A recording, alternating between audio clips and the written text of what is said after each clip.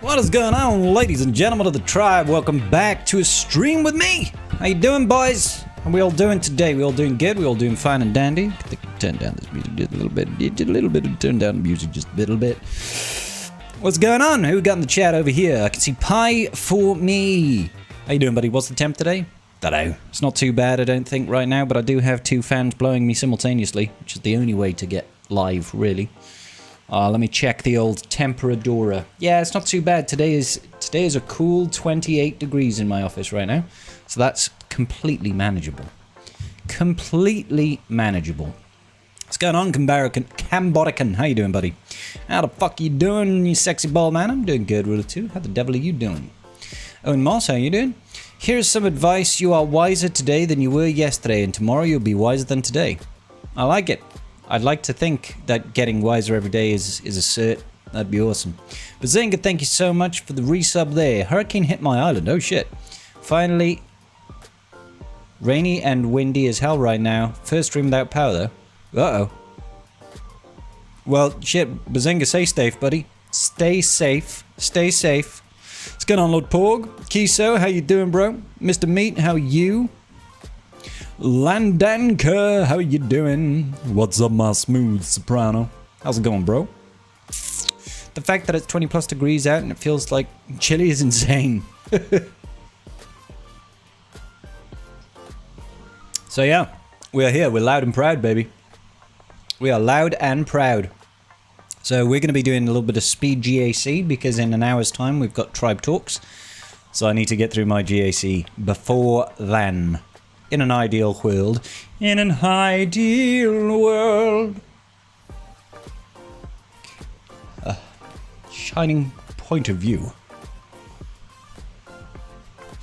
So yeah, how's everybody's weekend been? Have you all enjoyed? Have you all been chill? Well, except for Bazinga, who's obviously struggling with hurricanes on his island, which is kind of awkward, kind of bad, kind of bad to the bone.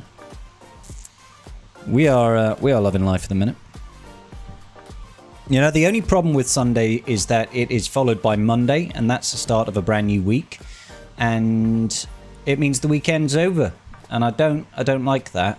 It plays havoc with my fragile little mind. So there's that. 2-0 this week. Good stuff, Buell. Greece has had one of its less hot summers, funny enough. Really, Porg? No way. Thank you, Howler Mike. How you doing today, buddy? You be in and out this morning. Hopefully the power back on by the end of the day. It's getting warm in the house. All good, Bazinga. 35 degrees on the east coast of the US. Yeah, that's warmer than my office right now. 35 degrees. That just means there's more opportunities. That's a good way of looking at it. I like the positivity. Let's keep spreading that positivity around.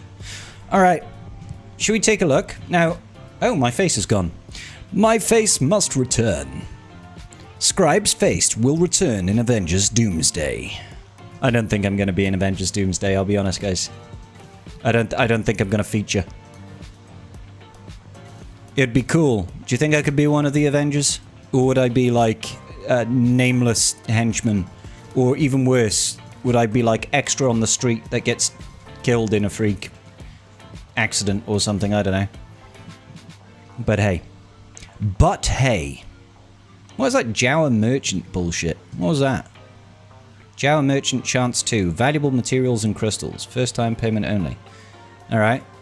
Each bundle guarantees 1,000 crystals, plus an equal chance to receive one of the following.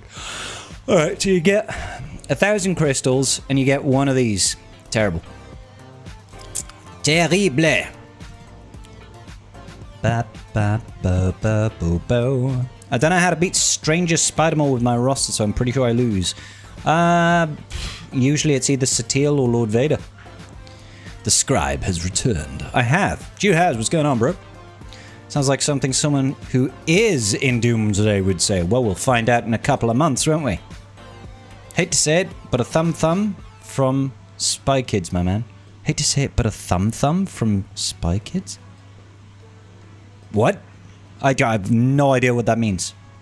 Only 7 likes? Those are rookie numbers. We should really get those likes up.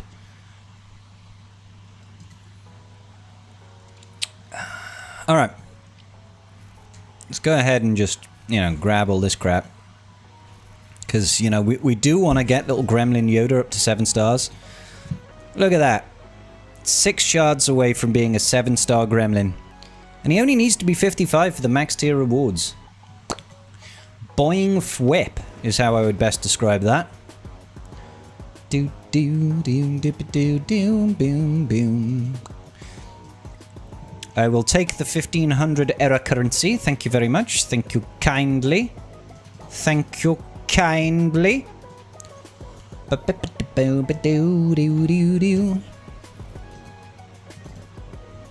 Today you used Seabane with 100% damage, Kron full hit points versus Strange Maul. Mofos did not get a turn. Good stuff.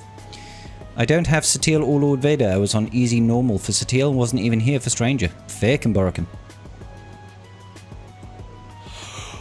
Why is my Ship Arena logo shaking? It's been doing that for the longest time now. I don't know why. All I can say is we're definitely going to win this GAC because our friend over here, Maximum Lawman, he's traveling. He messaged me. He messaged on Friday night, and he says, traveling for the weekend, unable to attack properly. Anything you'd like me to set? I was like, no, just do what you need to do. And yeah, so we should win, but we should also still try to full clear, right? So let's go ahead and check and see what we're dealing with over here so we can get this ball rolling. Let's get the notepad of joy up. What have we got? We have got, in the north wall, with the blue pants, Stranger. We could Lord Vader that. And we've got Reaver the Diva. We could probably... I mean, we tried to Malgus it last time, and that failed miserably, didn't it? They were using a different Kron last time, though. The last Kron was worse. And we've got... Oh, Zori, okay. Presumably, that's a 20% turn meter Kron. It is 100% crit damage as well. That's nice. Then we've got Nosbass. And that's with a Jar Jar Kron, not a defense Kron. Why use Grit? Doesn't Grit kind of screw you in this? I'm not sure. I'm pretty sure Grit kind of screws you on a Gungan team. If they've got no protection, what's stopping me from just killing Boss Nass? Not sure. Right, okay. Next up, we've got Cassian Undercover. We used Reaver last time, and that worked well. We've got Rabies and the Babies. What did we use last time? We used Satil, didn't we? And it put the fear of God in them. Then we've got PKH. We've got Siamol Malicos. And we've got Glad Attack. I guess we're gonna slacker it, even though our slacker is missing mods. Okay, cool. Cool. Let's get the ball rolling, boys. Let us get the ball rolling. I'm going to start off with the Ray team over here. I'm going to get our old Repubic action going. The old Repubes. That's what I want. What I really, really want. So we're probably going to use this Basti Kron. Could use the Satil Kron, but it has less protection. So there is that. The Basti Kron would then help my JML. Let's just go with this one. We'll go with the Satil Kron. We'll hope for the best. What has he got on his Data Kron over here? He's got a bit of defense. He's got crit damage. He's got protection. He's got the right setup. There's lots of relic levels. Let's go for it. Let's go for it.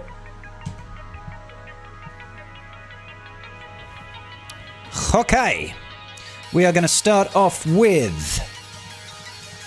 Who do I want to get rid of first? It's a good start. Let's see. Let's just call in just to reduce the cooldowns. I want to make sure we're taunting. Wunderbar. Good bit of tanky action there. Call him in. Yeah. Call him versus Cal's Testes. Wonderful. Stun. go ahead and pass back round over here. Beautiful. Let's get a big old bop. Oh, baby, baby! Get the stun. Tank the damage.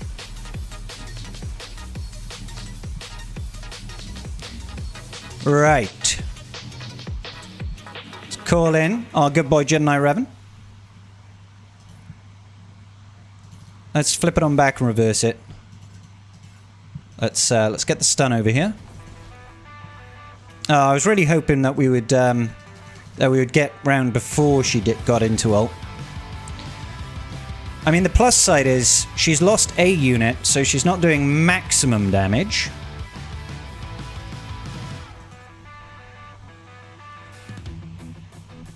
I'm going to pass over to Juhani, because I'm trying to keep us over 50% turn meter when she lands the ult on Revan at the very least. Nice. Survived it. Good. Let's get rid of that. Let's get rid of Barris. Good. Big bop. Nice. Call in Revan. Get rid of that. Behave yourself, Ben. Tanking it for days. Flip it on back and reverse it. All in on right.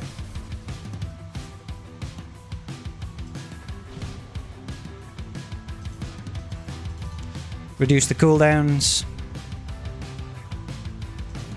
Let's pass it around to Shatil. AoE. Bop! Can we kill her? No, not quite. We didn't have her low enough. That's a shame. Would have been fun. That locked heal immunity is annoying. See if we can get rid of it.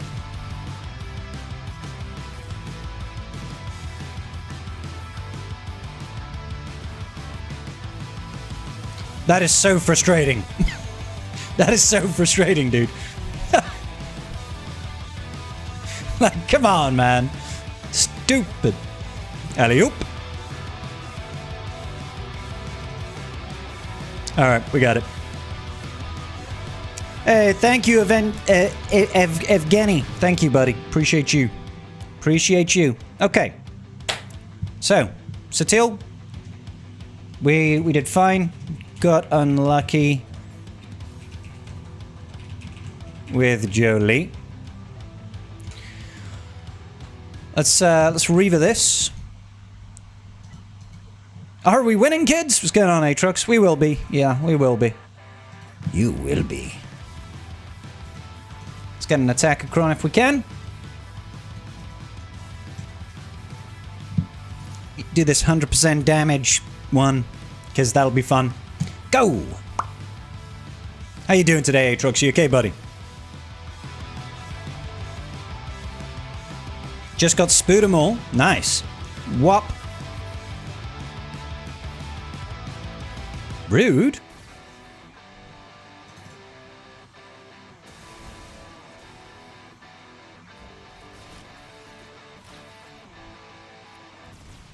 Death mark over there doesn't massively help.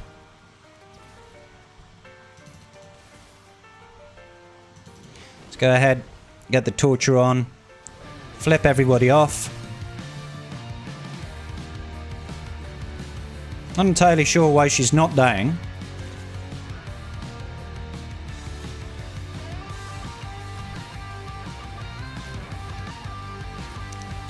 This isn't going anything like it went last time, I'll be honest.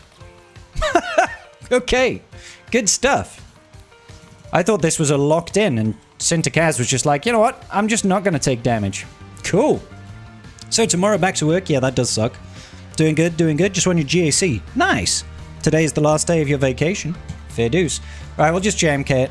I'm not fucking around with this. Just get it done. Yeah, let's take you and you. And do we have... We've got mace. That'll do. That'll do, donkey. That'll do. That'll be fine. I think casting right now is a hard counter to Reaver and Jabba. I mean, it shouldn't be, because we used her last round to counter this very team. Granted, last round it wasn't an R10 triple armied one, but we destroyed it last time. So I'm just kind of confused. Just kind of confused.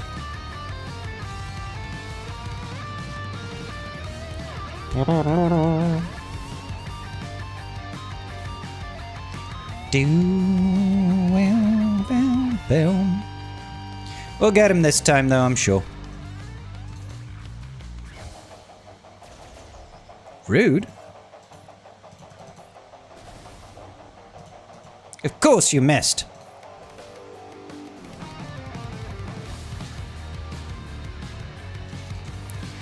Might as well save the insta-kill until we've taken out Cassian, I guess.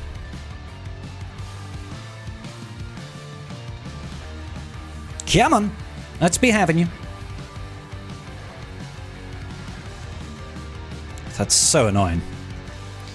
Like, getting shatter point on a unit that you can't target is just like, alright. Cheers, bro.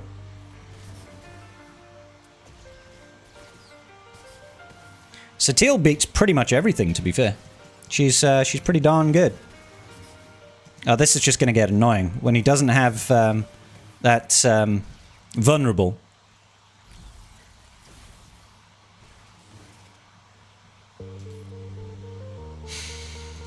Yeah, let's at least get rid of him, I guess. Let's at least get rid of him, I guess.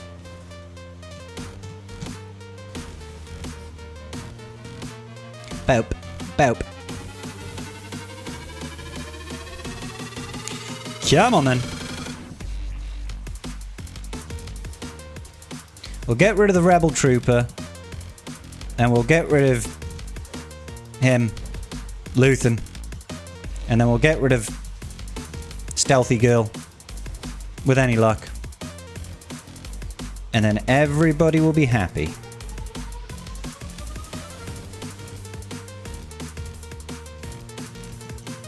Love it. Got him. Fine then, keep your secrets. Get rid of it. Hey, Big Howl, how you doing, bro? You good?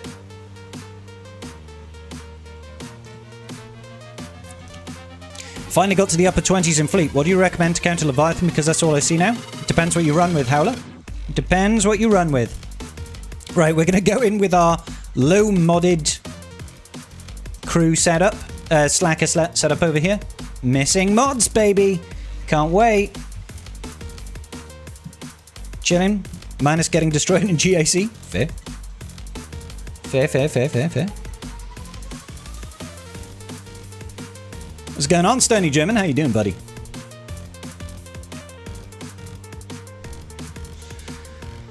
This'll be fun. Poke Ezra. Keep him nice and controlled. Pass the turnover. Might as well swipe on Ezra. As soon as he's stunned, we'll get the double bubble. Extra trouble. Yeah.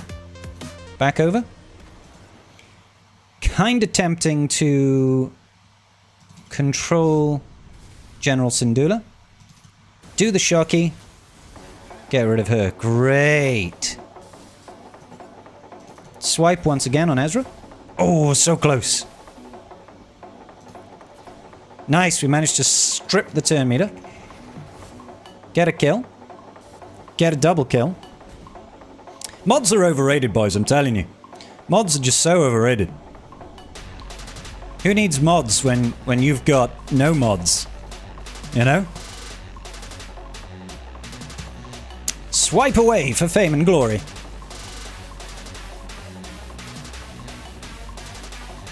Back over, I guess. Just gotta slowly catch your monkey versus Ahsoka Tano.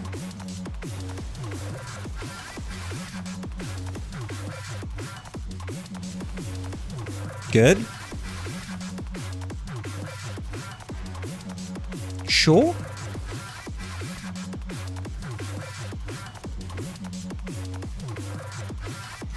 Let's go back over to her and just do the lightning and the thunder. Nice. Full banners. Full banners with 2 mods miss. A 509 speed slacker. Still pulling in the numbers. Let's keep pushing with the Sia Malicos going on. Let's get it done.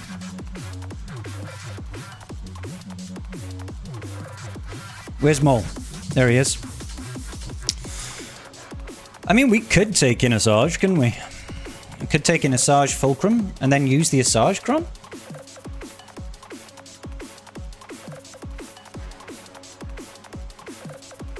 I'm not sure I want this over just a straight up attacker Cron, truth be told. I kind of prefer the idea of using this.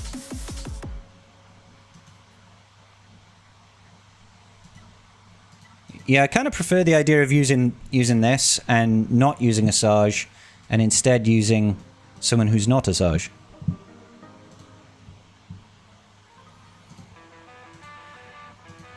Who did we use? Oh, we used Crew before, didn't we? So I guess we could use Ninth Sister. I guess that kind of makes sense. Let's give it a bish bash bosh, real good nosh. What has he got running? He's got a grit cron going. Okay. Lots of crit damage.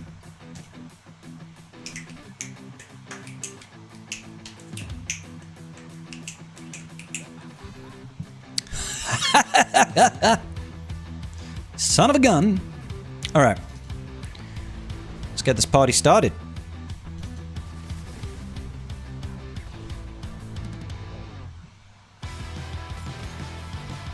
Come on. Don't roar at me. Now, you gotta leave my Maul alone. That is one of the rules. One of the rules is... Oh, you bastard! Okay, we're fucked. We're totally fucked. They killed the Maul. Without Maul, we are kinda screw-barbed and custard here. Without Maul, we are kinda screwed. Asajj Cron is a beast in this team. Yeah, I just prefer the 400% offense, but it's kinda dependent on you having Maul alive. You know what I'm saying? It's kind of important to have Maul alive for him to actually, you know, do the damage and stuff. So let's just see how this plays out.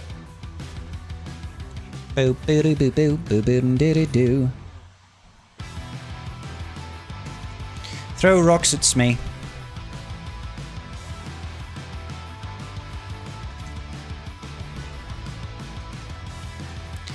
Get the hits in.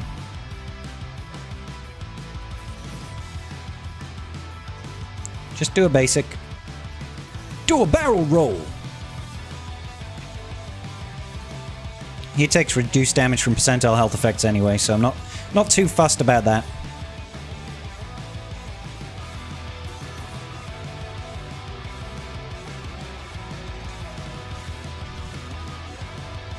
Malicos, you need to take more turns, sir.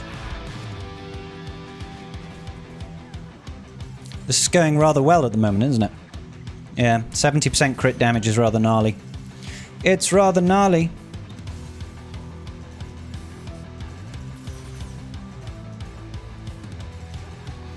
Yeah, that's gonna... Not having a whole lot of fun here. I found the hard way to counter... I found out the hard way that this counter needs crew. Turns out this counter needs crew. Turns out this counter needs crew, boys. Right. We could just Django Cron it, I guess. Pretty sure this works. Pretty sure this works. We'll find out. Seems like Executor is the closest I can get, but still it isn't enough. I've also tried Home on Executrix. So what? Executor can beat 7-star Leviathans. You just need the right comp. You just need the right comp, good sir. Let's get that burning going.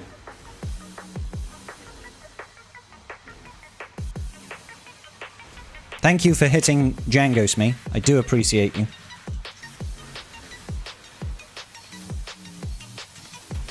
Big hits. You know what they say about big hits.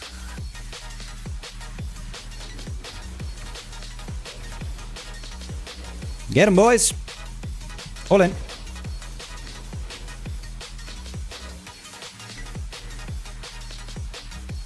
Keep on going. If we could just get a nice little insta-kill over here on Vayne, that'd be sweet.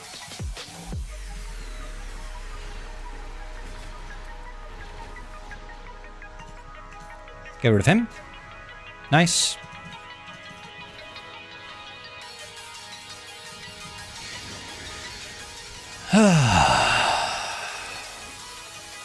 Good. You live and learn, boys. You live and learn. Like I said, we're not in danger of not winning this. It's just stuff and things. Okay, not sure what to do about that in the moment. Let's go up here. We have Stranger. Stranger things have happened.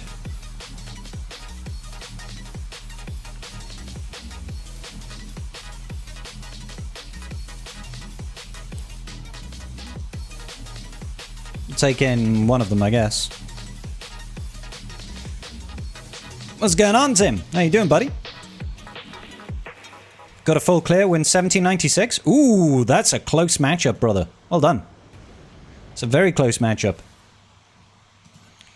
Let's cut off Starkiller's arms. Sure. You couldn't have called in CX? Not CX. You couldn't have called in Disguise Clone Trooper? That's what I wanted to have happen.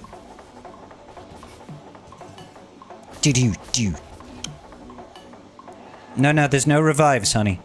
There's no revives. I know you'd like to revive, but there are no revives for you. Not today.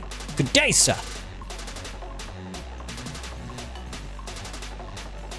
All the counterattacks out of Scorch there. Oh, he's not going to counterattack right now, is he? No sirree, Bob. Into the ult we go.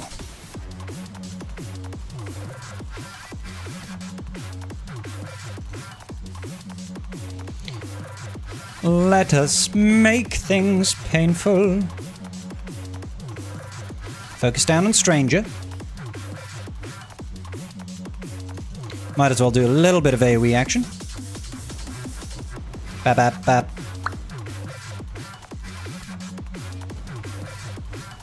Come on. This is a little bit of a long matchup, this one.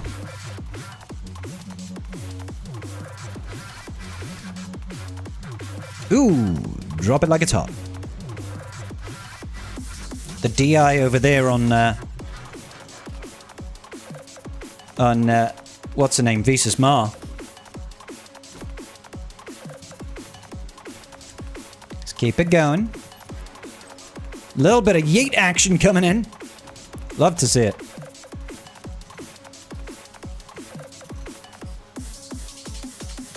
Let's work on Visas. I don't really want her reviving anybody.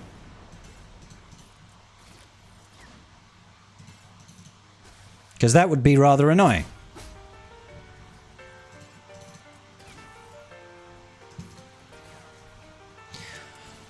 Two dots ain't gonna cut it there.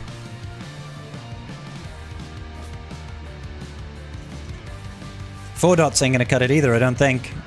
Oh, okay, 4 dots did cut it. Fine. We'll go full order. They really hate Apo, don't they? They do, yeah.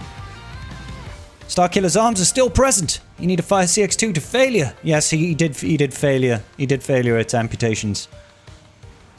How can Spider Mold taunting so much? He basically puts marked on the healthiest ally as long as he's alive, and that's often him. Because he's a chunky monkey. Good luck in GAC. Have the same problem with Reaver versus Triple Omni Cassian. First round easy. Win. Second, same lose. Oh, fair. Yeah, I don't understand why it happened that way. Just did. First round was a piece of cake. Second round got my ass kicked. How's it going? It's going good, Mex. How you doing, buddy? Gungans. Did I write down a team for this? I have a feeling that something like JML would be a decent shout. Do I need JML on the south wall, though?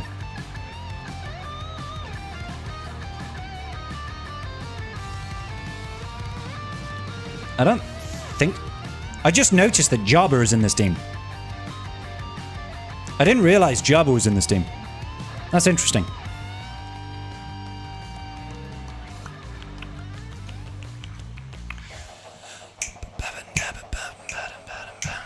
5-0 first? 5-0 first? Yeah, sure, we can throw 5-0 first, I don't mind. Against Gungans. Let's give it a try.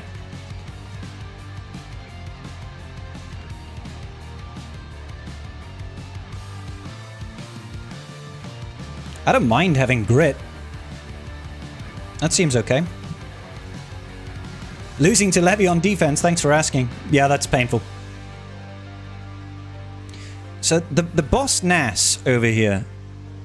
That was a lot of damage, bro. The boss Nass with the whole... Did we really just get double killed?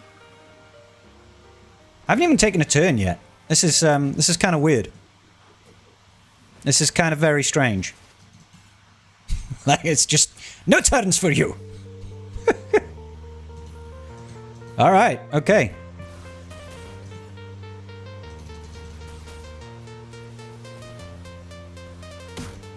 Oh, Gas got a turn. That's really rude to taunt halfway through my attack. I'm just saying. Really rude to taunt halfway through my attack.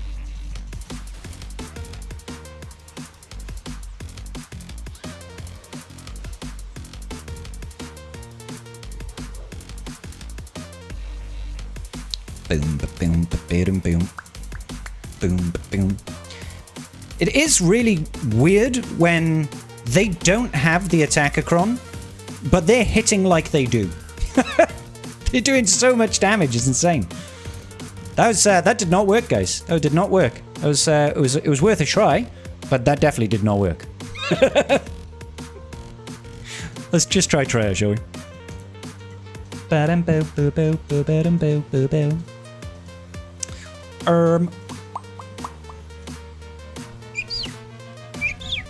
Who am I missing? I'm missing somebody here. Who is it? Oh, Scion. Scion! Gotta go with the true damage, it looks like. Mando's worked for me today. Yeah. Great Mother's Asajj and Asajj Cron? Yeah, that would easily do it, to be fair. That would easily do it. Yeah, fuck it. Let's do that. Night Sisters.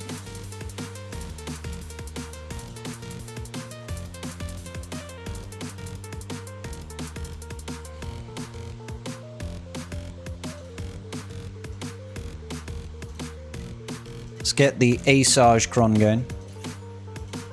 Sion's so bad you just forget. Unfortunately, that is kind of the case with Sion, isn't it? He really is just that bad. This is the weird part, right? This is kind of the weird part. Is that Boss Nass has already got no protection. Okay, now I should get a turn. Holy cow, they are doing so much damage, it's unreal. How are you still alive? There we go.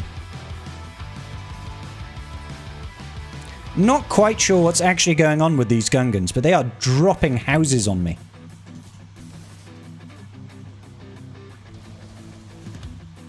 Like, the damage is unreal.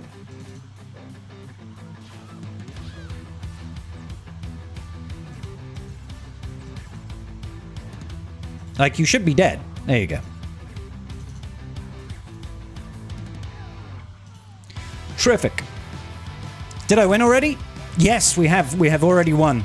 We have definitely already won.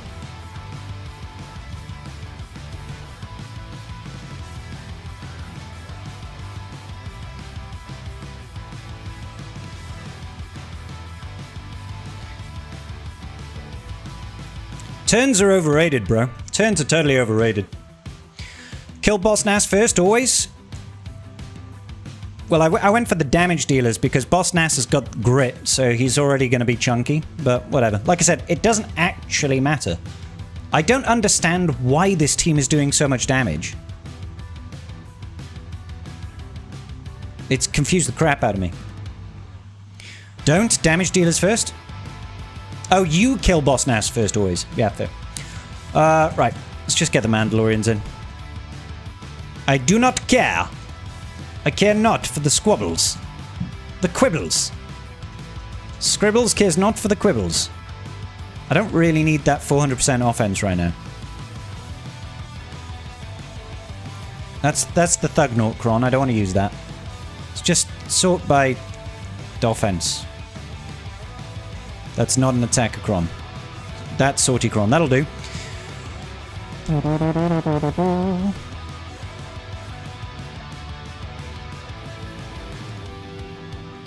Do.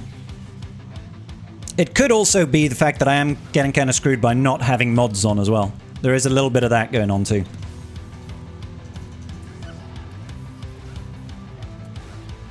That's totally not who I called to assist, but whatever.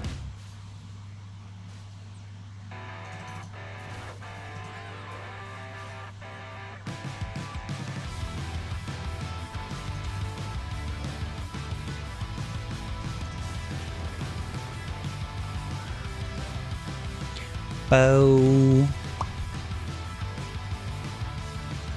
Let's protect that now. Yeah, so I locked into this week of GAC with like all my raid modding on, so half my characters are missing half their mods. It's kind of fun. It's kind of fun. We still somehow won round 1, and we're winning this round because our opponent can't fight today. So we just kind of lucked out for a 2-0 in a week where we had half our mods missing.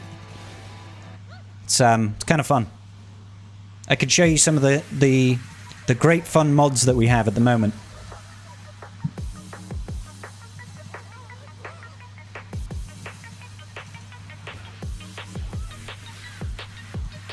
Fucking hell, Jar Jar, give it a break, mate. This Jar Jar Cron is so annoying. He just takes turn after turn after turn. 1 turn, 2 turn. Okay, you've stopped taking turns. That's wonderful.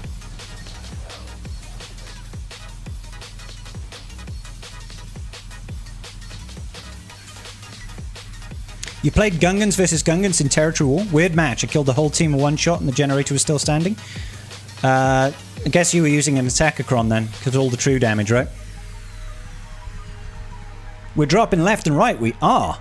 We are dropping lots and lots at the moment. Reaver. I can't remember what I'm using against Reaver. I didn't write down a team for Reaver, so let's just have a quick look.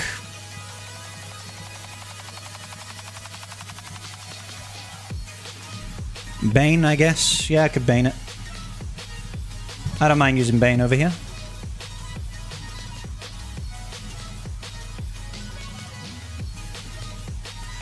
I don't mind using Bane over here. Go. When is Scuba Steve coming to the game? Who? Who? I think I'll get rid of the whole team. I'll get rid of the whole team. Oh, welcome back, River.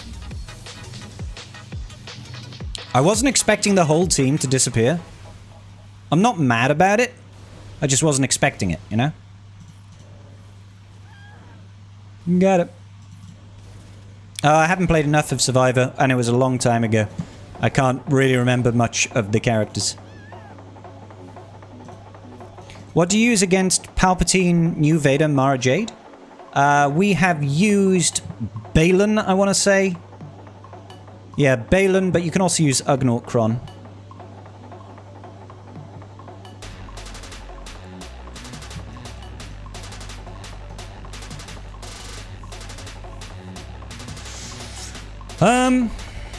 Maybe we could jummel this? I have no idea.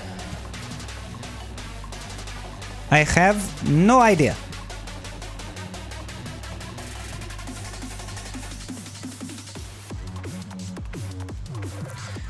Basic prevents revives? No, I know. I'm aware the basic prevents revives. Yeah. On Bane. Boop, boop.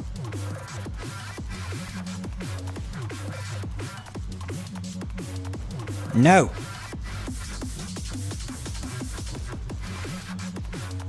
Oh, don't start with the turn meter stripping. That's very rude.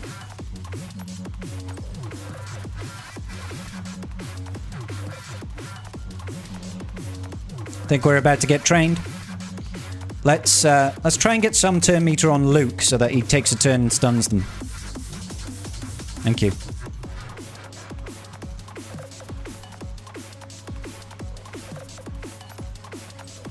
God, you're frustrating. Yeah, we're not going to take another turn here. We're not going to take another turn. Lord Vader can still beat an R10 Rotter team due to him being bugged. Just need to manage the DI and Lord Vader's AoE. Yeah, well, it's the DC. Isn't it the FDC that's bugged? It's like turning off Rotter's Omicrons or some such. Just going to back out of this because that's not going to fly. That's not going to fly. Not sure what to use here. Boom, boom, boom, boom, boom, boom, boom. Malgus? Yeah, sure. Try Malgus. Why not? Throw Malgus at the wall.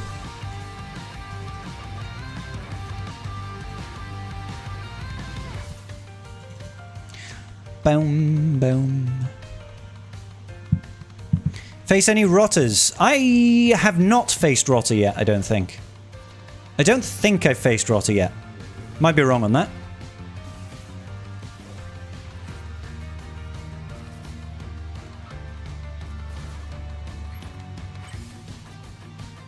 It'd be great if you could crit on Malak. You know, make him taunt. That'd be kind of neat. Wouldn't that be swell?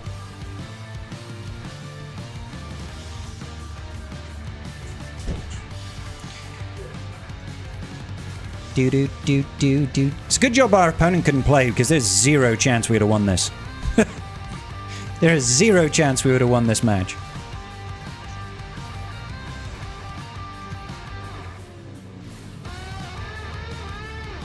Fun. Think Satele will take on Tiva? Yes. It's Satele. She'll kick its ass, probably. You tried Balin and maybe he was not modded the best, got wiped without killing anything. Balin versus what now, sorry? Sorry, Hockey Man, it's hard to concentrate on multiple things at once.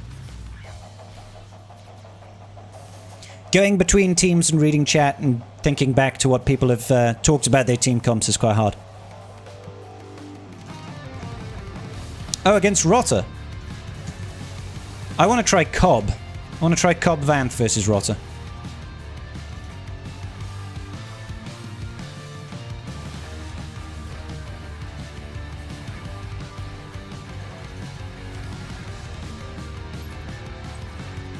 So it's getting very frustrating right now.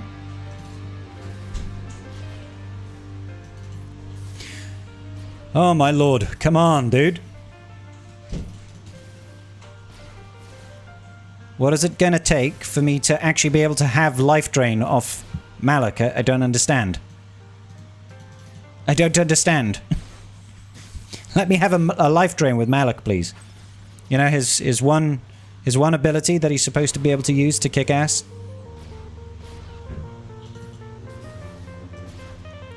Swear to God, if they, like, randomly fully heal again. I'm still a turn away from using it. For fuck's sake, it's been 2.5 minutes. There's that heal coming in.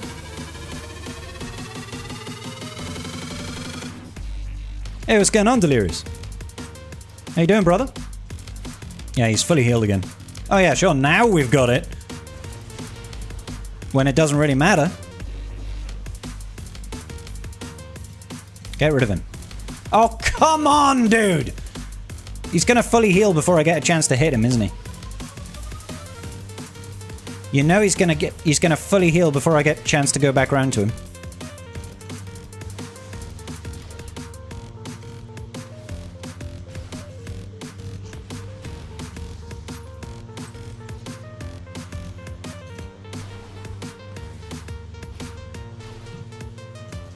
Seriously, man.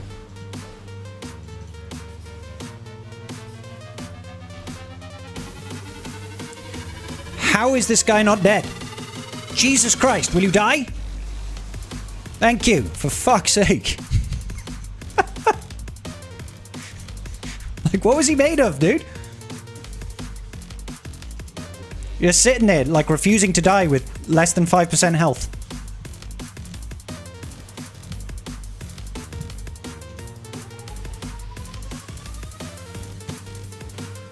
Yeah, you die.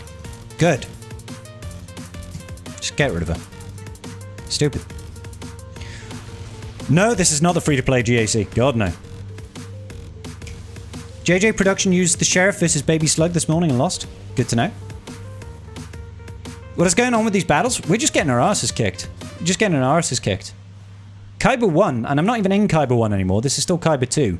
It's just, it's such a sweaty environment now. Such a sweaty environment. Okay. Let's just speed through Fleet, shall we?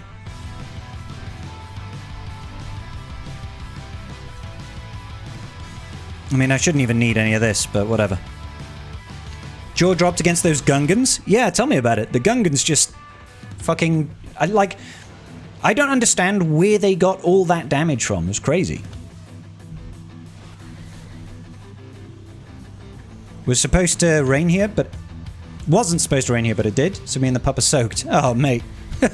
Sorry to hear that. What teams are good to farm to get into a good guild? Anything that helps out with TB. So if you're Reaver ready, if you're Mandalore ready, if you're Zepho ready, all these things help you get into a good guild. Then it's about raid performance, right?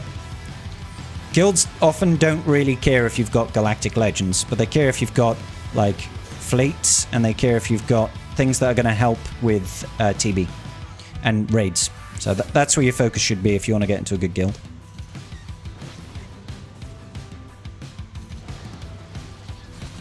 Was it Boomadeer with 1 health that survived like 5 attacks? Felt like. Felt like it. Units just not dying, except for mine.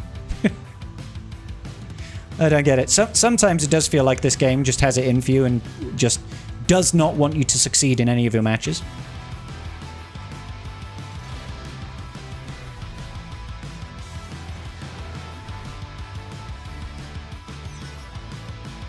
Come on then.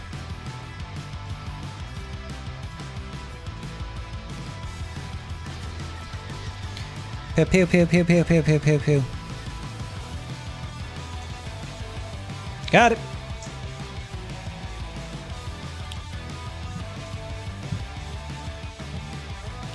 Oh, right. Okay. Either one works, really. So let's just go in and do it.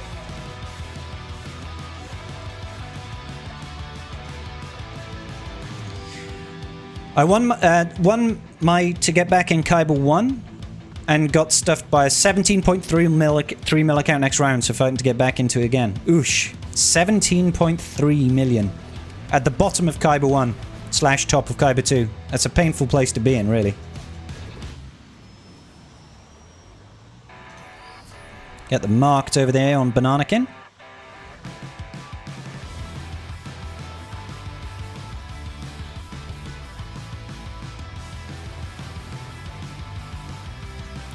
Whop.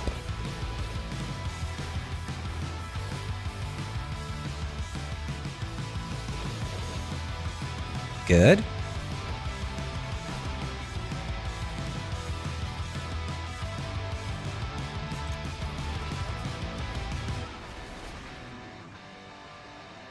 Who's he bringing in? Oh, he's bringing in 5s with the Umbaran Starfighter. Do.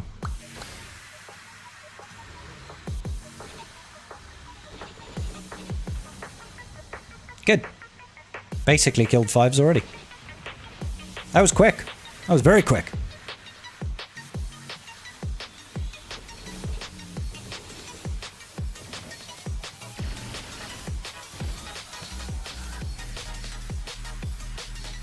Seriously, what is going on in matches today, bro? I feel like all my units are just made out of paper at the moment. It feels like they just melt. It's like, alright, okay. I guess you'll just one-shot with 2 units. Guess that makes sense. Usually drop to K3 after getting your ass kicked in Kaiba 2 3v3. Life is much easier in Kaiba 3. I bet it is. I bet it is.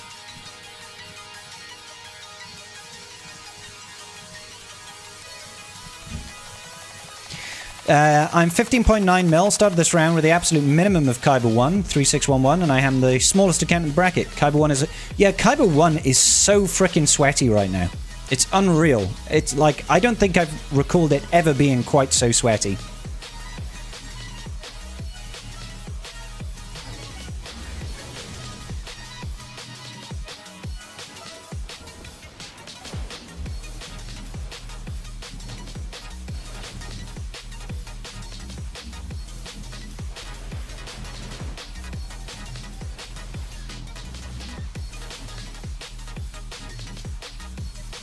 You know?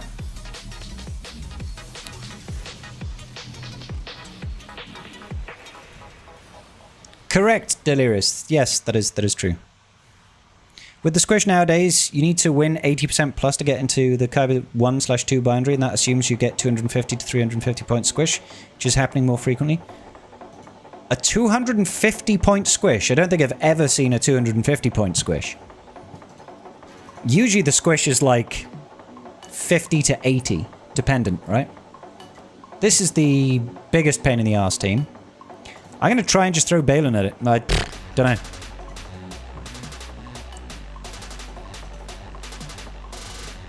Could throw in hand to stun someone. It happened to you, Slammer? Chuck me your ally code, Slammer. I want to see that, because that's fucking insane. Yeah, stun Django.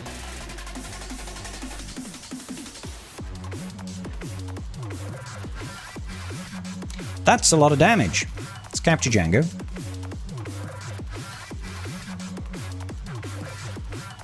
Yeah, I think we're dead on Balin.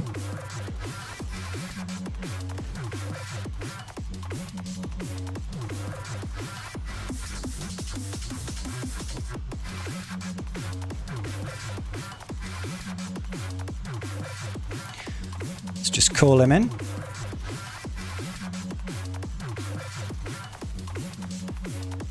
Jesus, kill her already.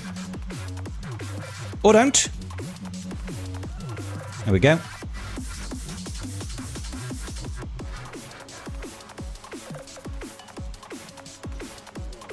Oh.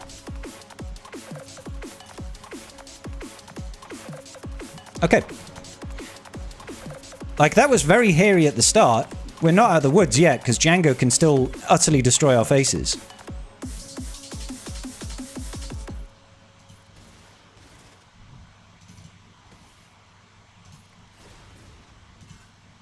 It's weird to be able to attack Jabba. There goes... Oh, my lord. That was brutal.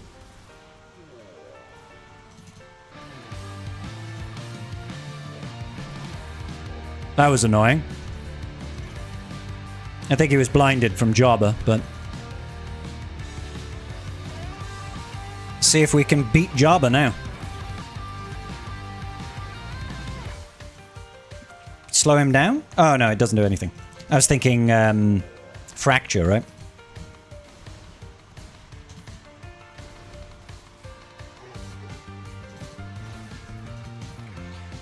Boop. Those blinds are annoying.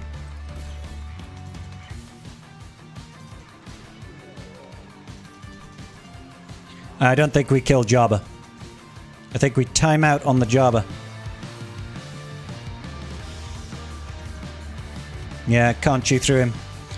We lost our additional firepower.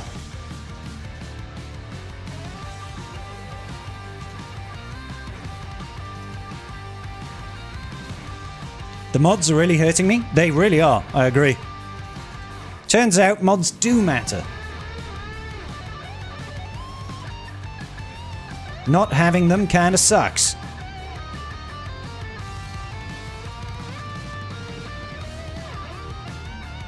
Come on.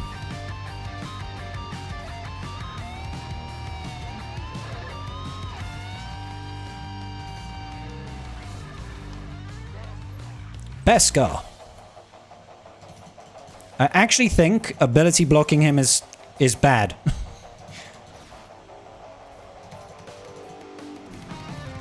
So I'm just gonna not ability block him.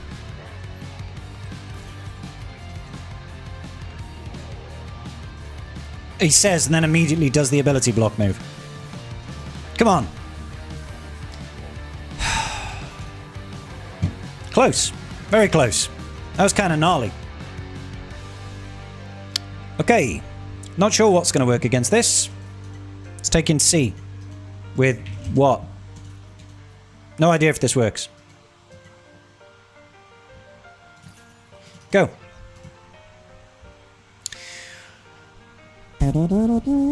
Yeah, definitely hurting at the moment. Definitely hurting at the moment. I guess link you, and I kind of want to just link Captain Carson Tiva.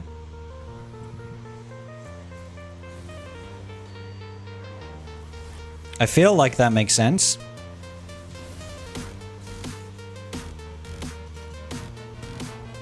And now we play the waiting game?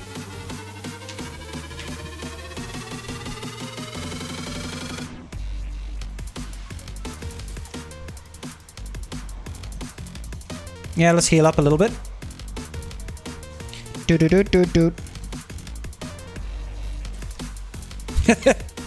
Grogu with his little spitting on me. Spit on that thing!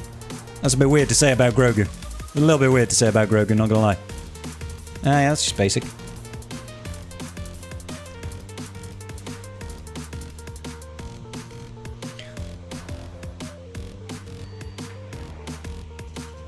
It's okay, guys. You can take turns. You can attack out a turn, and you can let me get my ult. We've just seen these guys have got insta-kill immunity. That could be a little bit frustrating for us. Do they have that from this? Not sure. Might just let the mastery ramp up a little bit. Satil beat Tiva, but it was not a cakewalk as it should have been. Fair. Lost my GAC because I trusted C to be useful. Skill issue. Yeah. Sometimes that's the way the cookie crumbles. Okay. Let's just go for it. Grogu with the boing thwip. Boing thwip.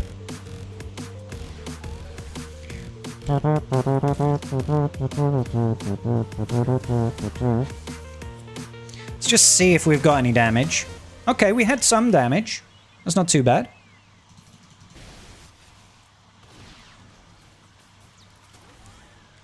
Grogu!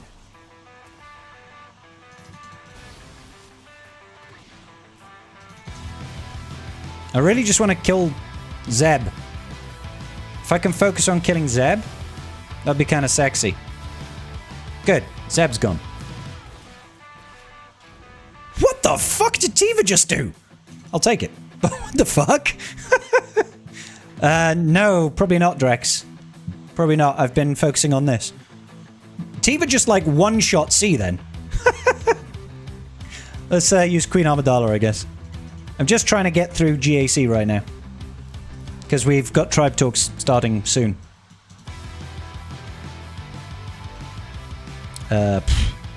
You.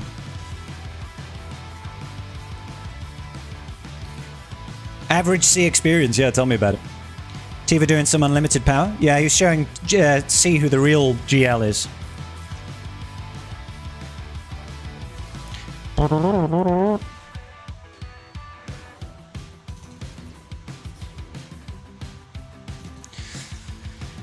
No counterattacks.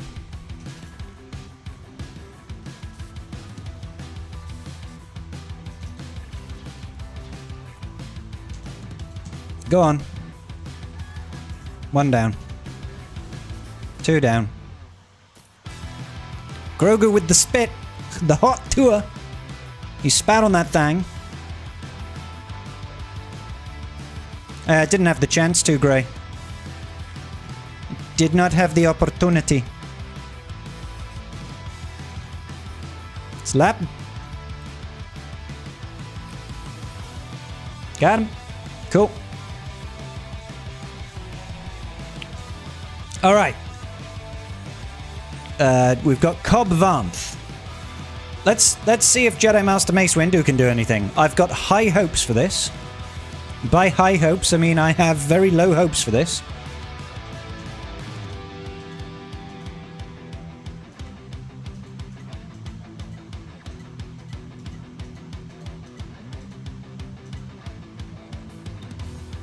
Sure, let's just take in this. Go. Tiva was no longer linked. Yes, he was no longer linked. But that was because I literally killed Zeb and then they one-shot me. I didn't have a chance to relink. Boop, boop.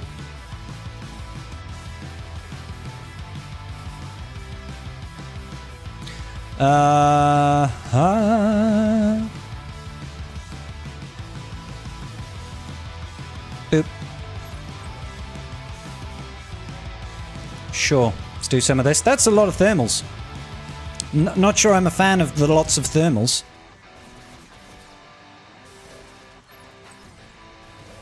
That's a hell of a lot of recovery. That's a hell of a lot of recovery, boy. Granny's got a gun.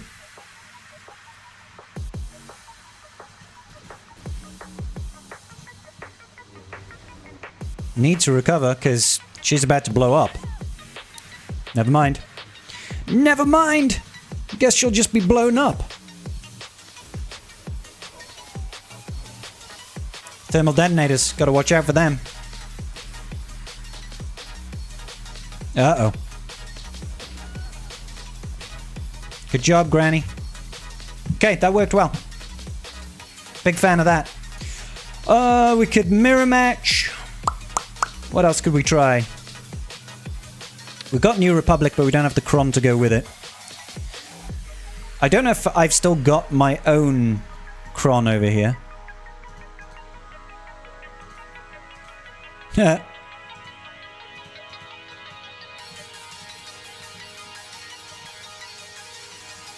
I don't know if I've used all my Cobb Vanth Crons. I have 2 of them. Yeah, I've used them already. I could try... Yeah, let's try this. Tribe talks can't happen without the Tribe Talks leader Scribbles. Finish the GAC strong. That's the idea. That's the idea, hopefully.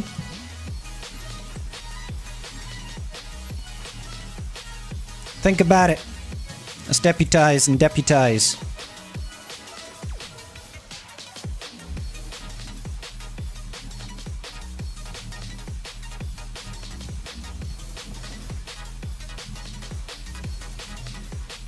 Shutagawa.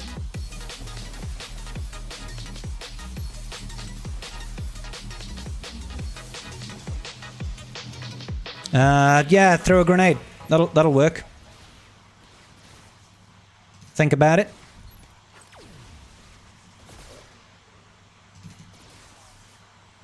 Shotagawa. Yeah. Let's hit you. So we've got 2. We've done Cobb and Cup so far with the high noons.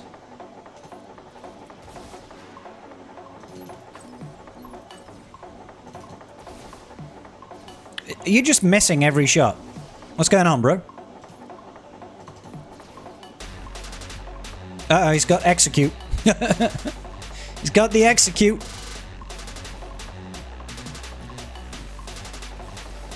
Did we miss again? Did we just miss on...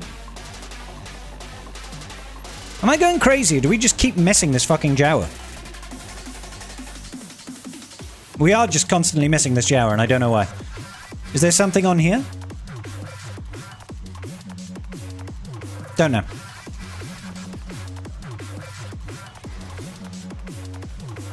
But it's stopping me from being able to execute as well.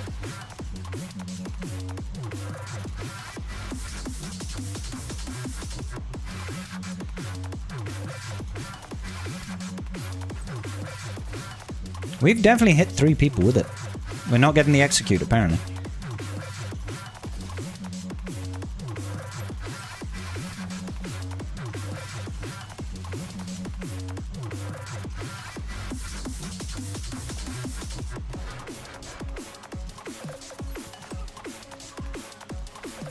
Fun times. Do you do free-to-play GAC too? I'm gonna have to go straight to Tribe Talks. I might do it in the background. I'm just gonna throw something on here and set it to go.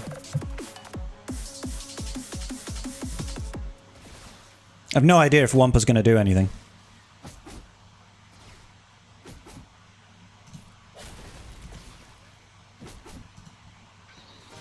Hey!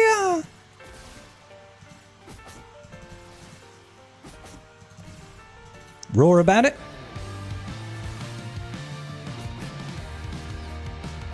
It's not looking great.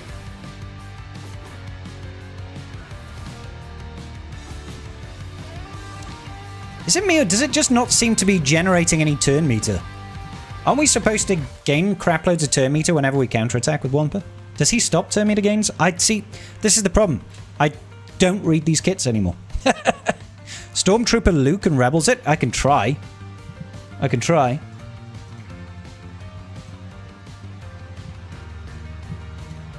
Try and just get this messy full clear done. Ba-dum, ba-da-da-da-dum.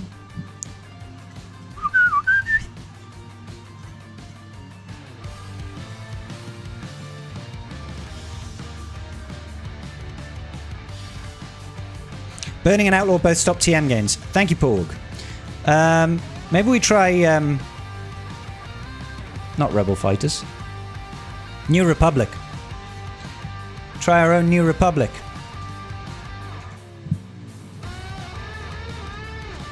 Or we could try Thugnaught Kron. I don't know. Oh, we've used Honda though, haven't we? Let's just throw New Republic and see if they can do anything.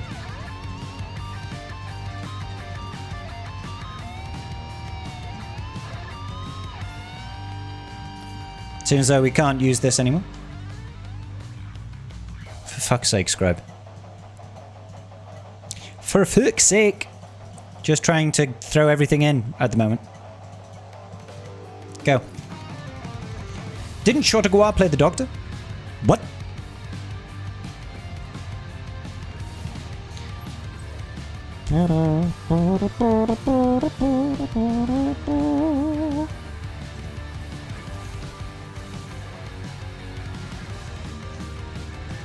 Come on then, get rid of that shit. They are now on the run.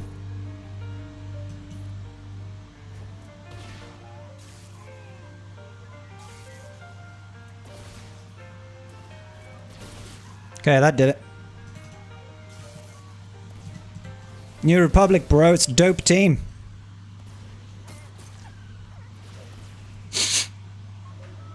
No, Ward FDC is on defense, I believe.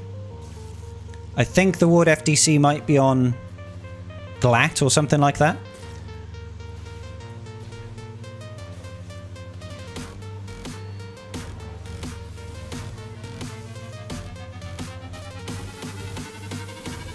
Jesus, this Nebbit is chunky.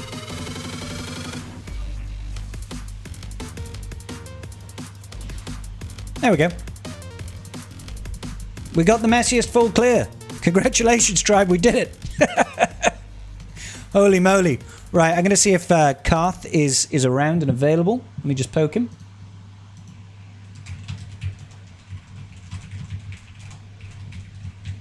We'll get to tribe talking. He's going to riot.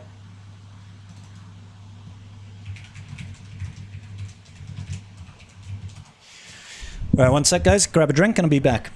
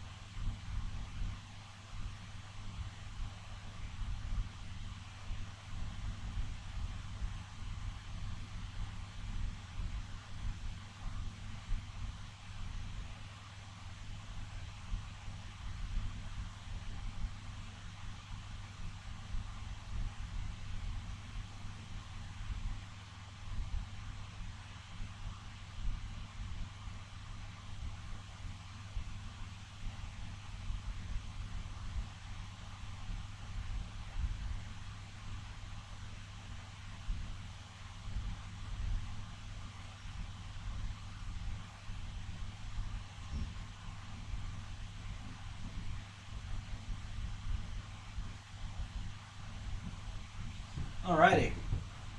Let's get down to business, shall we? Let's get it done. Get it done.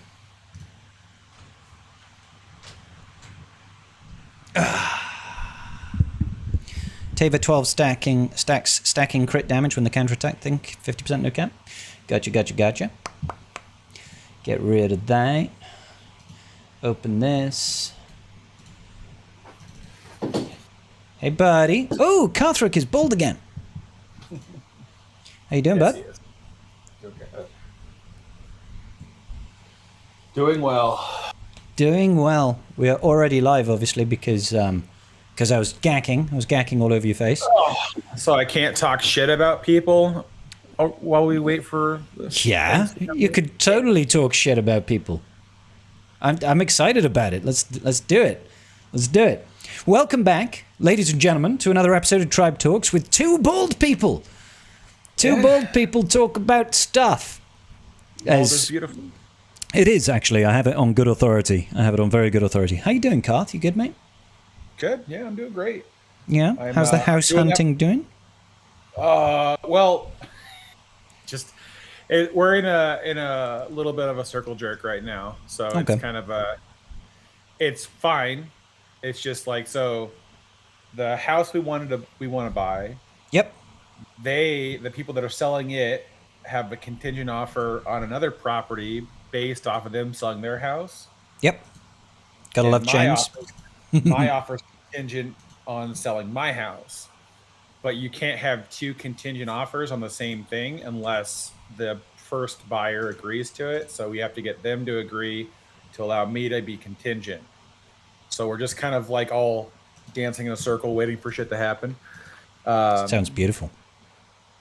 Yeah, but outside of that, I mean, we're like day 3 on the market, so it's like, Oh, yeah. oh no.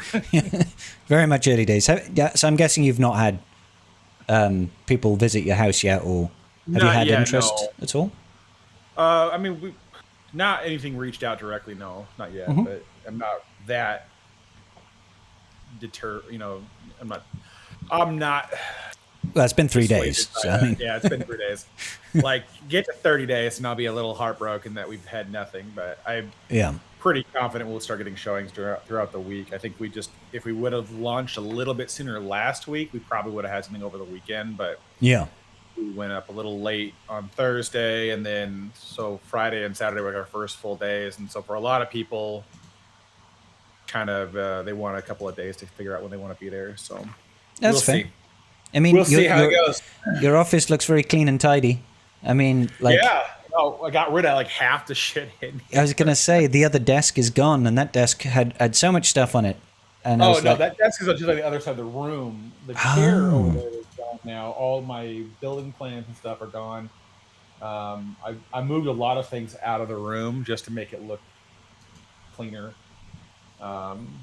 That's fair. Yeah, I just reorganized it so the room feels larger. It's not like it's a massive bedroom, but you don't want spaces to feel really cramped when you're of course not. Yeah. So yeah, nothing. Yeah, the only thing that really left was the chair, and the chair was time to go anyways. I've had it for 10 years, and it's all the pleather on it's basically been peeled off of it over the course of time. So yeah, it was bringing the vibes down. All it does is shed. Like, it just leaves little chunks of pleather all over the house because the dogs will get on it and scratch on it to fluff the bed and whatever else. Oh, good doggos there.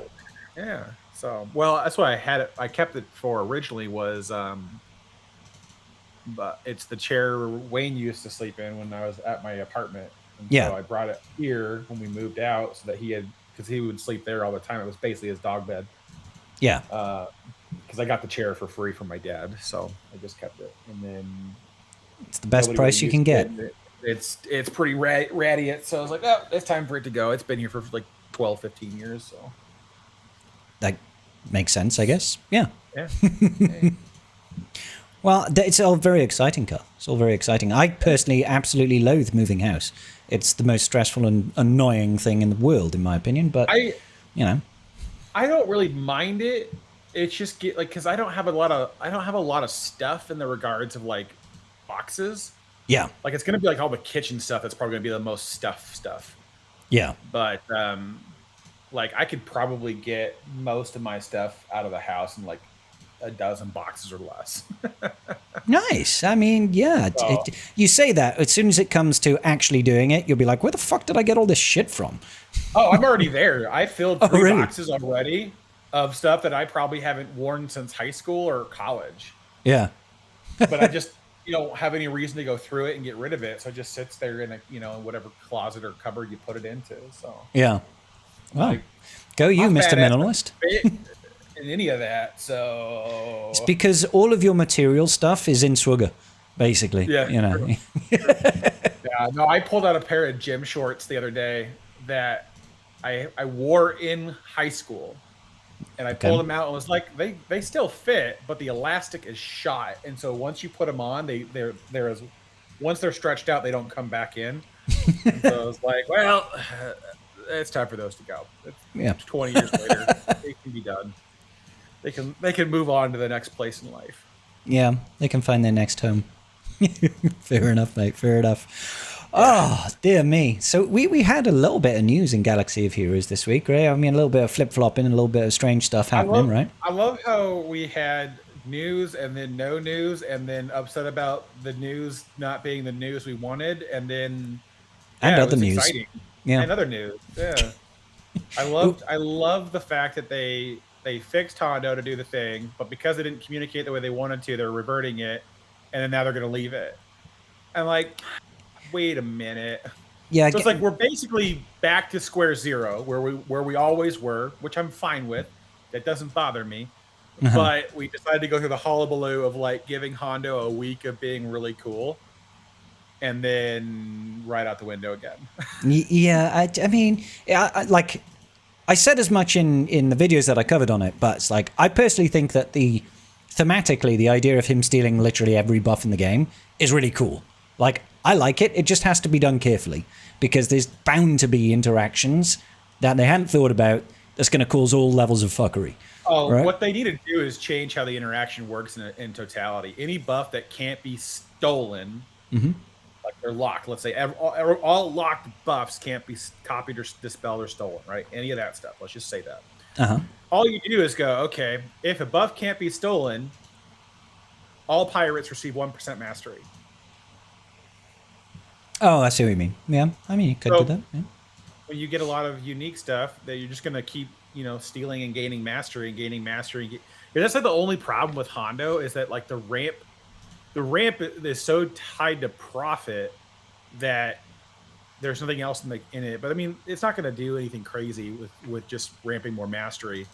But anyways, it would make him very dodgy, I suppose. It would make him. Well, you could just make it all other pirates, right? Just gain mastery and on him, or gain profit. Whenever a buff can't be stolen, they gain stacks of profits. But they could just do a replacement effect and then not have to worry about buffs being stolen. Just have a line of code that just goes basically, hey, if this can't be taken, then or this replacement effect occurs, and then we move on with our lives. Yeah. Because it's like, how many unique locked buffs are really going to come into play in a battle? There might be a couple on a given team. Yeah, and most of them are not really going to be countering PK Hondo either. Let's be real. Yeah. Right? Yeah. It's like, sure, some might, but overall it won't. It's almost unlikely to actually counter the team because he's still a GL at the end of the day. He only has finite numbers of actual counters. But yeah, it's been an interesting world. They're still gonna, from what I gather at least, they're still going to re-implement it when they've fixed a bunch of the locked buffs that are not working correctly. Like that's how I read the post at least. Oh, I read it as that they're just gonna turn it all off and shelve it. That's the way I read it.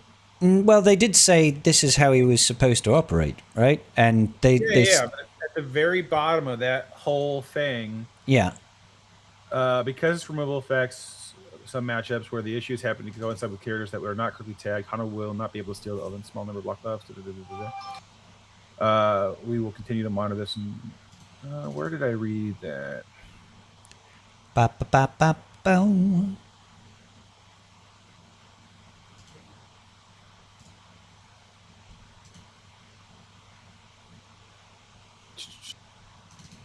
Yeah, I think they're still going to have him do it, but some of them he won't be able to steal because the coding's wrong. Yeah, there's some of that is the problem. And then supposedly they're going to fix that at some point. I think maybe. Oh, the way I read that last paragraph was like, I guess they're just talking about these buffs that that aren't tagged correctly as locked buffs. Yeah. Maybe that's just what we're referred to. Yeah, it's definitely something. Is how I would best describe it. Like I'm definitely all for it. It just needs to be done carefully. That, in my opinion, just needs to be done carefully because if it's not done carefully, then we're going to have stuff like we've seen happen with Deflective Ward and Glat, where he permanently has Deflective Ward and passes it to his team, and you can only ever do 1 damage to him. It's like, I don't think that's right. That sounds like a skill issue. Yeah, just do more damage. Listen, all we got to do is create a character that can dispel all locked buffs.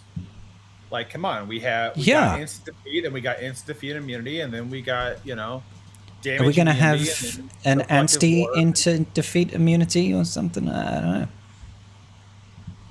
Yeah, I have no idea. It just, I mean, it is what it is.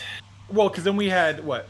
We got instant defeat, and then we got anti-instant defeat, and then we got permakill, and then we got anti-permakill. Yeah, unpreventable revives. Yeah, it's just like, so it's like, I get it. You're trying to limit the team that's usable on. I totally get it, but at the same time, it's just like, all right, whatever, good enough. So, I mean, it is what it is. I don't really. It doesn't really bother me that they're changing it back to what it was. I kind of prefer that way, anyways. Like I get the what they're aiming for, but yeah, I think to a certain degree, it's like locked buffs in general should be undispellable, uncopyable, and you can't take them. Right? You don't think it should be able to be stolen? I think that's what they should do. That's what locked buffs should be. Just stay that way. Just treat them that way in the game. And be done with it. I look at locked buffs as can't be dispelled. That's what I look at it. It's undispellable because they've been. I know, but you've been able to steal locked buffs in the past. Oh yeah, because there's different ones. I mean, of course, there's going to be ones where the locked taunts like Sateel gets and stuff like that. Like, I don't mind that, but I feel like to a certain degree, they should just separate how those function on the back end. So, I mean, is your issue unique buffs shouldn't be stolen then? Yeah. Because, if you've got like locked offense up, there's no reason why GMY shouldn't be able to copy that and spread. Yeah. Even if it doesn't spread a locked version of it, Yeah. Specifically unique buffs like Deflective Ward or Master's Training or Mariah's Wisdom or things like that. Keen Stratagem. Keen Stratagem, stuff like that. I think things like that shouldn't be spread or stolen or anything like that. I know it. It's not that big of a deal, but I think you should just not have to. It's such a small area of counterplay. I guess it just doesn't matter enough. Yeah, I suppose that is kind of one of my broader issues. It's like for the most part, it actually doesn't fucking matter. I'll be honest. For the most part, it just doesn't matter. But the problem is it has caused issues. It being in the game has caused issues because like when there's unintended interactions like that, where you can't dispel stuff like Deflective Ward and he becomes literally unkillable. It's like that's kind of fucked up, right? And yeah, I can see it being an issue in the future. Yeah, so just revert it, fix it, give everybody 1,500 crystals for their big old cries, and 3 Clone Wars Chewy shots.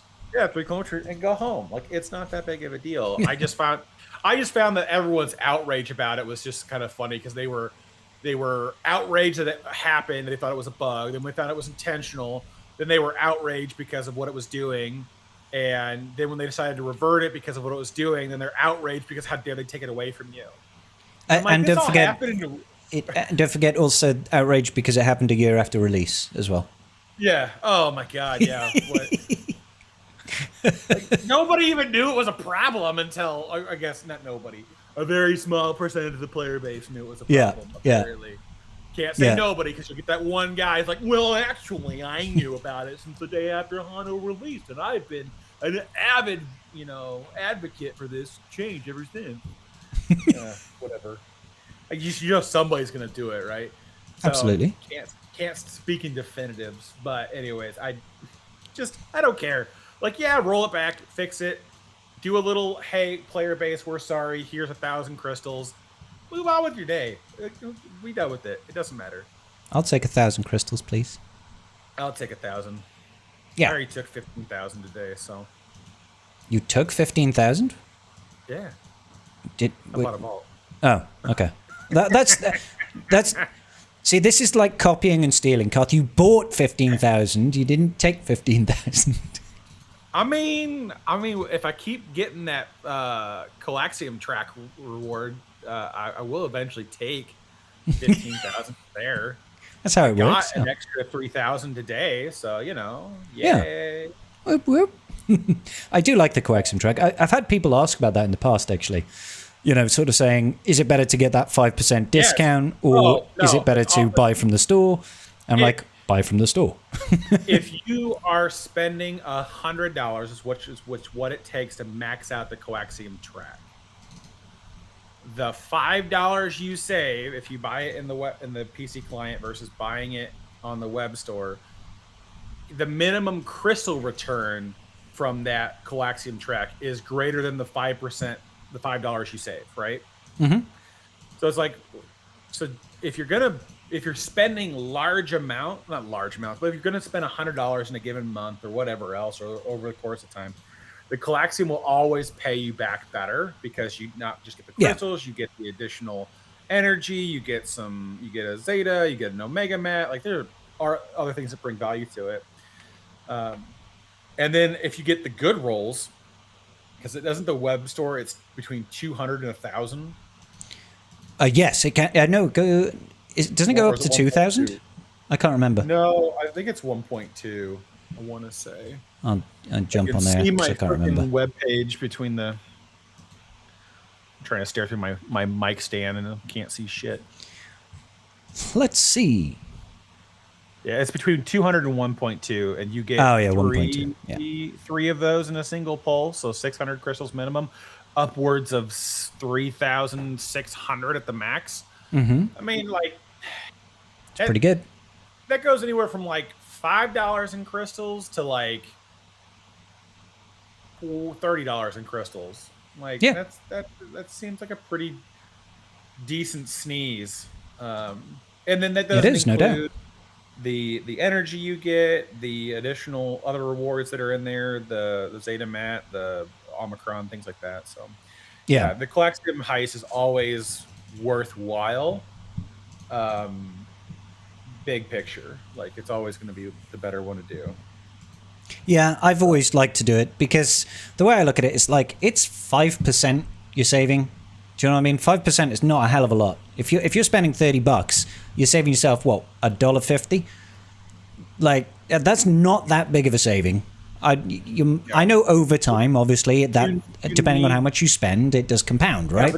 Yeah, but you need to spend my levels of spending on this game to be like, yeah, that 5% is going to be worth it. Yeah. Like, when you're like, oh yeah, that saved me $5,000 last year, you're like, oh, okay, yeah, we can have that conversation. Mm-hmm. But when you're like, I spend $500 in a year, and so you're like, I saved $25 last year, it's like, okay, cool. Yeah, I suppose there's levels to it, right? To some people, maybe that matters. I prefer to just get the coaxium because the things that you get from there just feels more rewarding, especially when you hit those tiers and you get good chunks of energy with it as well. It's like, oh yeah, this is just a nice little bit to sweeten the pot, and CG obviously likes it because they get to go, haha, look at us not taking a 30% cut from the web store, from the Apple store or whatever, Yeah. Well, I guess I kind of get it. Stupid Megavolt back in there. I need to quit buying these Yeah, I'm kind of well, sending these 2 for oneers. I'm kind of out at the moment of my crystals. Basically, I don't think I even have enough to do the. Maybe by the time the next marquee comes around, I'll have enough to crystal shard my way there. But yeah. I've burned through my last 200 one from 3 months ago. But that also had the make good from the Cassian event where we got like flipping 30k crystals, right, for having a 7-star Cassian. So it's not quite it's not quite the same thing, but yeah, I've got like 14k crystals left now. I'm like, I'm gonna have to spend money again. God damn, who knew? Yeah. I've been doing this thing called whaling, being silly with my resources and putting relics on characters that don't really. Yeah.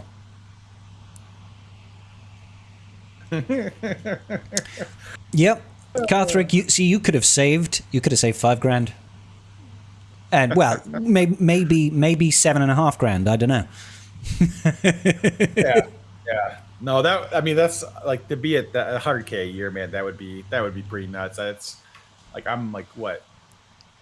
Have you seen that YouTuber that's doing that at the moment? He's like trying to be an efficient whale. He's got a video series, but all he's really doing is being an inefficient whale.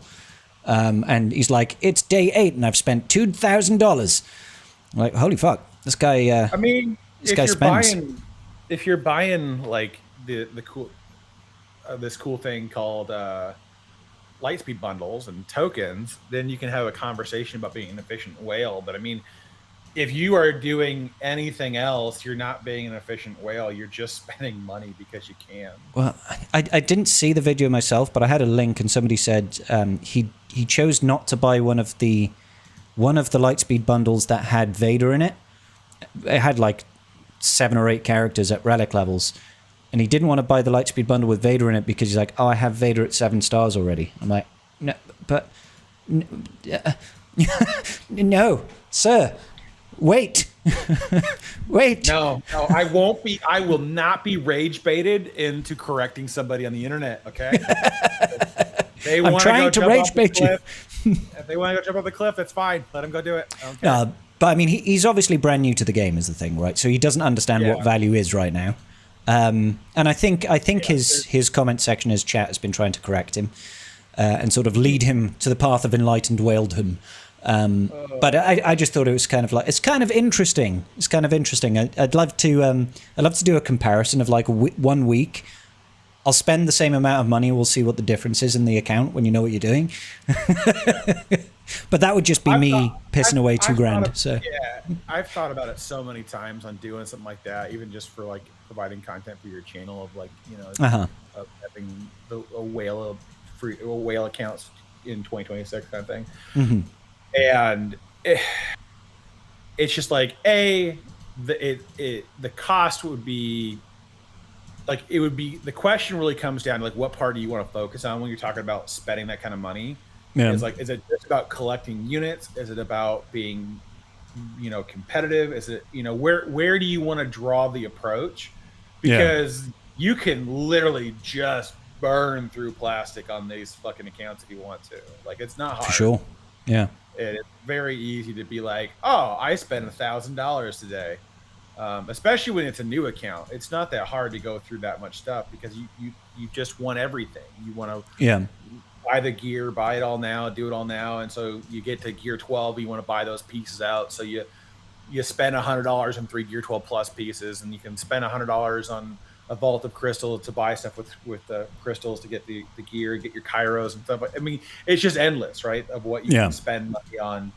And so it's like, if you want to be efficient about it and buy like a Lightspeed token, stuff like that, and do things that get you more and more free things by spending the required amount to get to this threshold, then that's another can of worms. But it's just, that's where my head's at with that. It's like, how smart of a spender do you want to be? Or do you just want to like, watch me accumulate credit card debt and then file for bankruptcy? No, you'd have to do it. You'd have to do it around the concept of how can we make this account as good as possible But you like again, you still wouldn't take the approach of just buy everything. You know, I feel like you'd still have to try and apply some logic to it and buy the right light speed bundles and focus in the areas of the game that actually, you know, give yourself a little bit of return on investment. Yeah, like I would just wait to start. If you're going to do one of those accounts, you would want to wait till like May the 4th or the anniversary in November, when they have like tons and tons, like especially like the anniversary going into Christmas, they're going to have the most lightspeed bundles, and you just go buy that. Like, yeah, you could probably get between 4 to 8 million in like the first 6 weeks if you were just buying all the lightspeed bundles and stuff like that. You could be really caught up, and it probably wouldn't cost you that much. But I'm going to say this after that. If you don't mind going a little bit against TOS,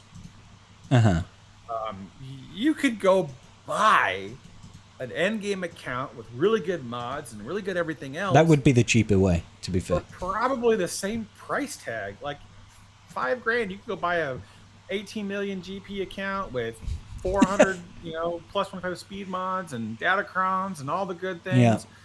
Like, unless you really just want for it to be your own and you want to see how much money you can throw at a digital asset, then that would actually make a really funny short for YouTube. It's like wailing my way to an endgame account.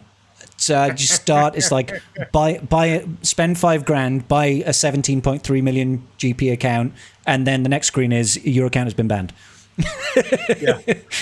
Just bonk for breaking terms of service. Yeah, it is technically against TOS. Yes. But I can't see them. It's like, it's one of those things where it's like, we really don't, this is my opinion, not anything I've heard from CG, but it's like one of those things where we're not going to say or do much about it, but if you start angering the aforementioned gods, they can use it as a way to ban you. Yes, sir. It's like, yeah, just we know you broke the rules. It's like getting like Al Capone on tax evasion, right? Like, we couldn't prove anything else, but we got him on tax evasion. And that's kind of what they could do. Like, I don't see them really doing anything about it, because as long as you're spending on the account, they're more worried about them making money than you buying the account illicitly. I think so long as you don't scream it from the rooftops. Do you know what I mean? Like, because this is the problem that Arnold has, was that many years ago, when he had his first whale account, I'm not saying it was a purchased account, but it wasn't originally his account. It was an account that was from like China or something like that, and he asked to have it moved to like a US jurisdiction, because he's like, I live in US and I can't buy anything. And then they're like, well, hang on, why do you have a Chinese account? And he was like, well, it wasn't mine, it was gifted to me. And they were like, ban. It was something like that, and he was spending on that account as well. I went to Tokyo and created this account while I was there on a device based out of. Now, I will say this was many years ago now, and I might be misremembering the details of that story. It's a long time ago. I'm having geography issues over here. Don't worry about me. That's absolutely fine. I am geographically challenged. Yeah. It's just one of those things where it's like, don't say nothing, don't see nothing. It's like, we're just gonna ignore you until it becomes something we actually have to address, and then at that point the answer is no. But no, if that's always the thing though. If you're willing to spend that level of money, like you're willing to throw, like in quick succession, like $5,000 to $10,000 at this game, it's like, and I would like to point you to a certain location to where you might find what you're looking for at a fraction of the price. That's all I'm gonna say. And you wouldn't have to do loads of microtransactions. Oh, right. That's the one thing about the CG. Ignore the last 5 minutes. Please listen to this part. Can I bulk purchase shit in your web store? Please, thank you. I am tired of buying the little droid brains and Gerda keypad packs 10 times. I have to go in and swipe that card for $5 a time. It is ridiculous. Exhausting. Yeah. Getting RSI? Or just put it in the stupid game for crystals so I can spend on it the same way I do with the Impulse and Aero Mags, where it's like, it's 500 crystals. I can just click the button, click it, and be done. But like to go and swipe the transaction that many times, Jesus Christ, Yeah. it is rough. And then it's only going to get worse the end of the era when they're like, yeah, but you got to buy this pack like 10 times per character to get them to relic level or the era level 135. It's like, no, Hard pass. I won't be doing that. You need to figure out between now, so that's 5-ish weeks from now, 5-6 weeks from now. Sounds about right. Figure that out between now and then, so that I can, or I don't know, put just a single pack out there for whatever the price is to go from 125 to 135. Maybe give a little bit of a discount and just give me that pack, because I do not want to sit there and do this over and over and over. Oh my God, no, thank you. Yeah. I mean, you're getting no complaints from me there, Cartha. I mean, I obviously am not as big of a whale as you, but I do get the 7-star journey guides, and it is a bit of a pain, and it's confusing, and I don't want to call it misleading, but it's definitely confusing when you're trying to take units to 85. Not 85, that's the old level, obviously. 125. Yeah. You're like, it's not easy to see how much of this resource exactly do I need to buy for my remaining units to take them all to 125, and everything in between, and how much credits do I need? Because you have to look at each individual character, then you have to tally it up, or you have to multiply it by whatever. And that's just fucking annoying. You don't have a clear picture unless you're like following the data mine, Solgo event server, and following the data mine. It's hard to know exactly how much of the era level up material you're going to get from the marquee events, from the episode pass, and other places for, and I quote, free. Mm-hmm. And then you're kind of like waiting in limbo to see if you're going to get something in time to where you don't have to pay for it, or do you buy for that couple early day advantage? And so I'm not, like, for me, like right now, I'm sitting on the materials to take soda. Soda pop. My little soda pop. Mm-hmm. To 7, he's at 55. I won't take him past to 75, even though I have more than enough materials, because I'm waiting to see if then the off week I'm able to get Mara to cross the threshold to tier 8 in the different missions, and then take her to like 80. Well, 85 is as high as you can go until you get more Zurichs. Yeah, and it feels like to me, and this is literally just vibe feeling right now, that a level 80, 85 Mara will be better than having 75, 75 on her and Krogan and Soda Pop. Yeah, on Soda Pop, because the issue is that the tier 7 is era level 70, right? So yeah, if she can go, if you can beat that, as the era loan units get closer and closer to 70, they quit taking increased damage, and then they kind of start doing a little bit more. So if they can kind of get past that point where I can clear them and start doing tier 8 to get enough materials to push her beyond, tier 8 is era level 80. And so if I can push her past that, I should be able to get enough rewards to start chunking into those tier 8s effectively. Not that it's going to be a crazy advantage, but it's what I'm looking at. But that might go all right out the window when they're like, oh yeah, but Soda is required at era level 65 for their marquee event. I'm like, son of a bitch. Oh, you mean the era challenge that's coming up, right? Yeah. The era challenge. Yeah. I really do hope that they start correlating the bottom tier of the marquee event to the same. That would be nice, wouldn't it? There'd be something like a barometer for us to set, be like, oh, okay, we know we need to get this guy to fucking 55. I think it is for his marquee event, right? So, I thought was quite generous, to be honest. 55 is like, oh, that's easily achievable. Well, because Mara was only 50, and so it's like it wasn't even that big of a jump, and you could technically, with his release, hit way past that. Yeah. So yeah, I'm interested to see what they do, but again, there's just so many things that are obfuscated in like where, like, I had people DMing me in game from my leaderboard in a Coliseum going, hey, is there like a special place we're supposed to get Zurichs? I'm like, yeah, the Marquees. The only place we get Zurichs. Yeah, yeah. And that was, I remember CG saying that was a very deliberate choice from them to be like, we want this to be our gating mechanism, not to gate us in terms of we want you to spend to get further. It's actually to just slow down the progress in Colosseum so that we're not just getting to fucking 125 in the first couple of weeks because we can just blow through all of these barriers, basically. So it's their way of controlling the progress rate, essentially.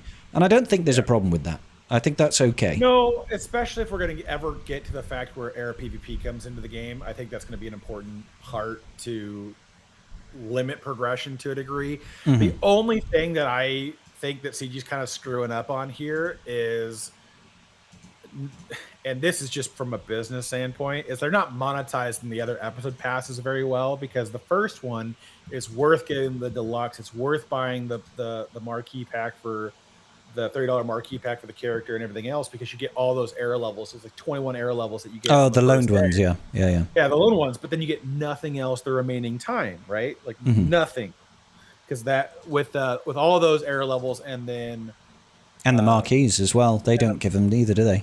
Yeah, nothing gives them except for the first marquee and the first episode pass and all the first stuff gets them. But with all that, you cap out at 125, and so my head's like, A, they have 10 more levels to go. But B, it's just like, it's not the first time we would have had a redundancy in the game where it's like you've collected more than you can use. That's what we do at the end of every era, right? You've collected more than you can use, so therefore we just turn it into extra era currency for you. So like, why not just give us every episode you just give us another like boost in era levels? And then, we might have extras by the end, but who cares? Like, the whole point is to have an advantage in Colosseum. And so those extra air levels you can push the entire time is worth having. I see what you mean. They just don't put any other reason to buy the premium episode pass in the next two episodes besides the fact of like the extra 20 shards. But for me, that's useless, because if I buy the $100 pack for shards, it just means I finished my shard farm 2 days early. Yeah, that has zero, like that extra $20 has zero value. Yeah, I understand where you're coming from. For you specifically, those extra 20 shards don't really hold a lot of value, almost none. But for most people, they're actually very worthwhile. It's because it'll get you other places for cheaper, but.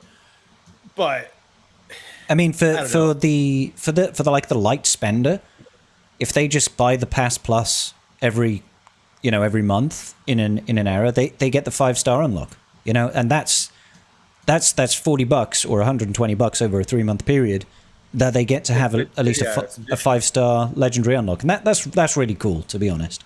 It's an extra $60 for a basic guaranteed 5-star unlock, which is that part I'm fine with. Like, I just on the tail end for like the bigger spenders in the game, and the people who are going to do 7-star anyways, the incentive to spend that.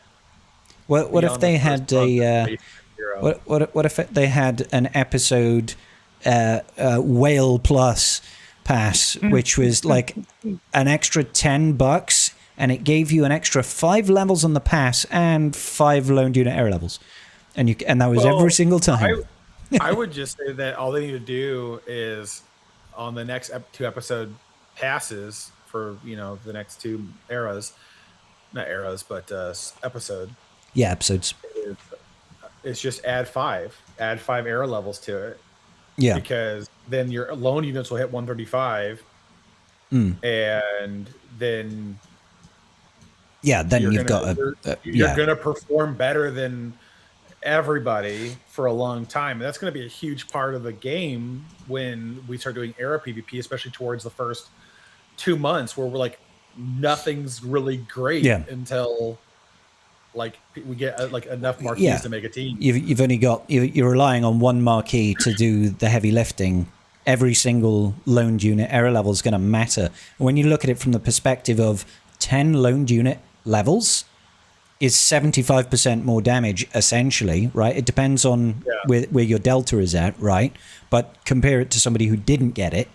if they buy one of those passes and gain 10 levels, that can mean the difference of 75% more damage dealt and less damage taken. That's huge. Like this, that's an actual tangible difference, right? All I'm saying is an easy way to add another $40 to most big spenders, monthly budget, because it's gonna give you that advantage as you go into every episode, as you're gonna get that little bump. So if people only do it the first time to get the big chunk, and then go from there, that's fine. But I don't know. I just feel like they're not monetizing it effectively, because there's just for me, there's just no purpose to purchase them after the first one.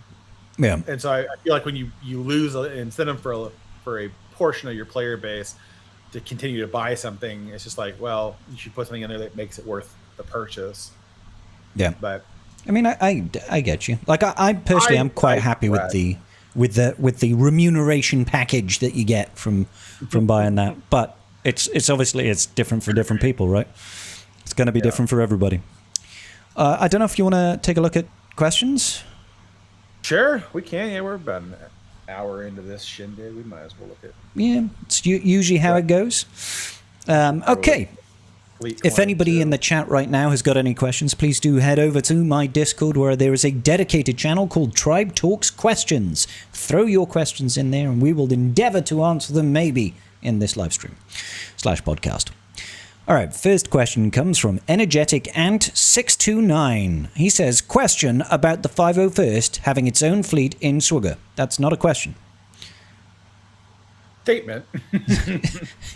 This is HK47. Statement. The 501st having its own fleet in Swigger.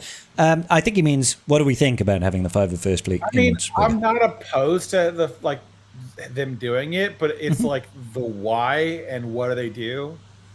So it's like, if we want to make like Galactic Republic capital ship fleets with like every, Mace having a unique fleet and Kenobi having a unique fleet, and then giving Gas a unique fleet. Like, we got some other problems to solve in this game before we worry about that. And that's the only reason why I'm like, why my head's just like, no, why would we bother with the 501st fleet when we barely have 2 serviceable Galactic Republic fleets to begin with? It's like, no, thank you. I would rather just solve the other fleet problems that we have in this game before we're like, yeah, let's just have like. Hey, I'll take any Galactic Republic fleets. I'll literally just take any fleet, as long as it's a new fleet with a new capital ship. That has to beat Leviathan. Yes, it has to be the new meta fleet. I don't care what it is. Said it before. It might as well be Ewoks on gliders in space. It'll be fucking General Leia supermanning her way through fleets. I don't care. Just make it new and good. Because I'm over it. 3 years is 2 years too long for any one fleet to remain the top of the meta, in my humble opinion. So, but I mean, I'm okay with Gas having a ship. That'd be kind of cool. I mean, if they want to do Gas's freighter, if they want to do actually have him be the Jedi general for one of the frigates, or not the frigate, actually one of the Endurance, not the Endurance. What do they call? What is that? The ship? Hammerhead Venerator. class. The Venerator. Oh, that's the right. ship. The ship's class name. Sorry, not the actual name of the ship. But anyways, you get the point. If they want to have him do something like that, I'm okay with it. I just I would just not. I would need a lot more stuff, right? Like, they would need to have more clones being pilots. Sure. They would need to have more. They need to bring in more ships. They would need to have a lot of things that are really nuanced, and then you would need to be like. I feel like, to a degree, if you want to go down that road, you have to get like. You kind of have to do what they've already done, right? Where Mace Windu is leading is supposed to lead more of a clone fleet, and a negotiator is supposed to lead more of a Jedi fleet. It's like, what do you kind of have to like walk this weird line of like, they still have to specialize in something. Yeah. So yeah, I'm not opposed to the idea. I just think there's like 12 other steps to take first, before we go to like, yeah, let's get a 501st ship fleet out here. Like, no, let's fix a lot of ship stuff first, and then we can circle back. Which is fair. I'm definitely not against it at all. But yeah, like Territory War, like GAC, I do feel like Fleet, generally speaking, feels like it's in a heck of a rut, and it has been for a long time. It's just not as engaging as normal combat. Like, just isn't. The kits aren't anywhere near as nuanced or as deep, and the levels of synergy and theory crafting that you can do in Fleet is largely limited. It's not there at all.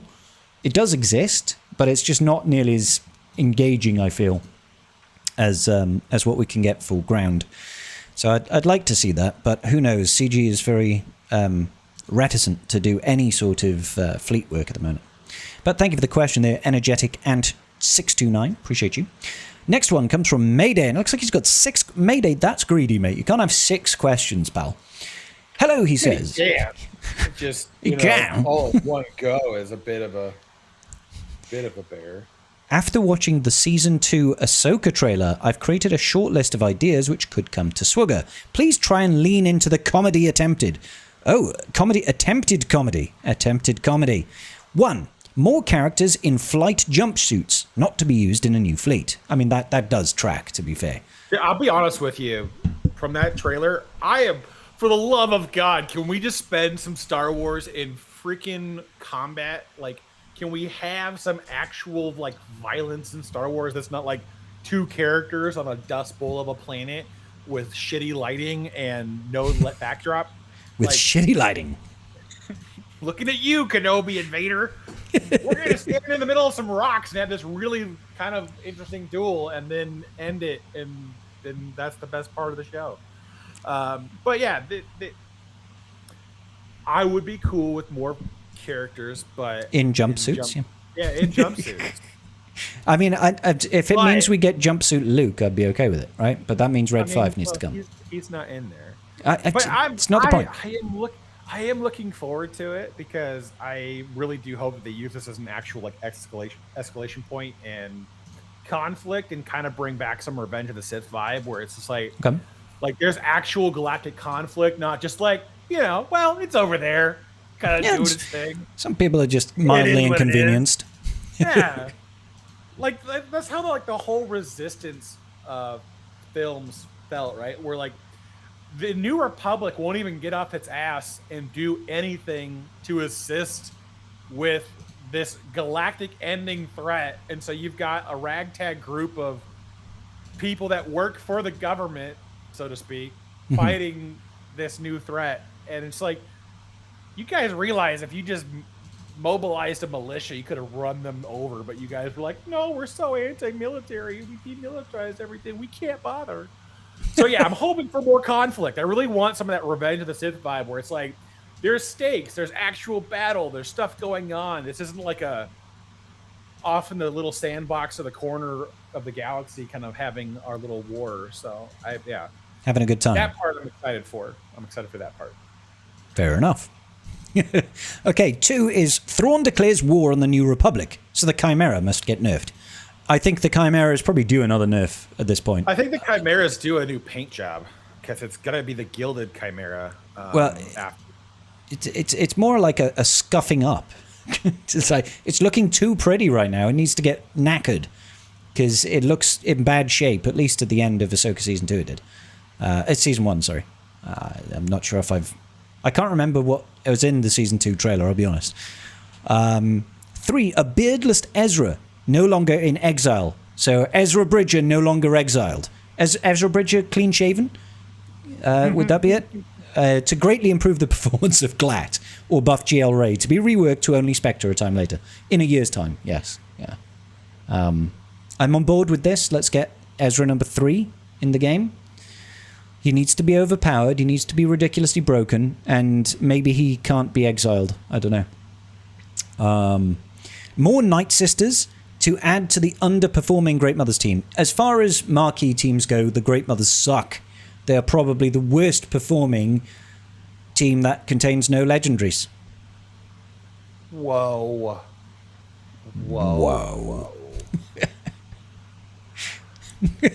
Only for people like us that have all the legend teams and Galactic Legends where there's nowhere to use them.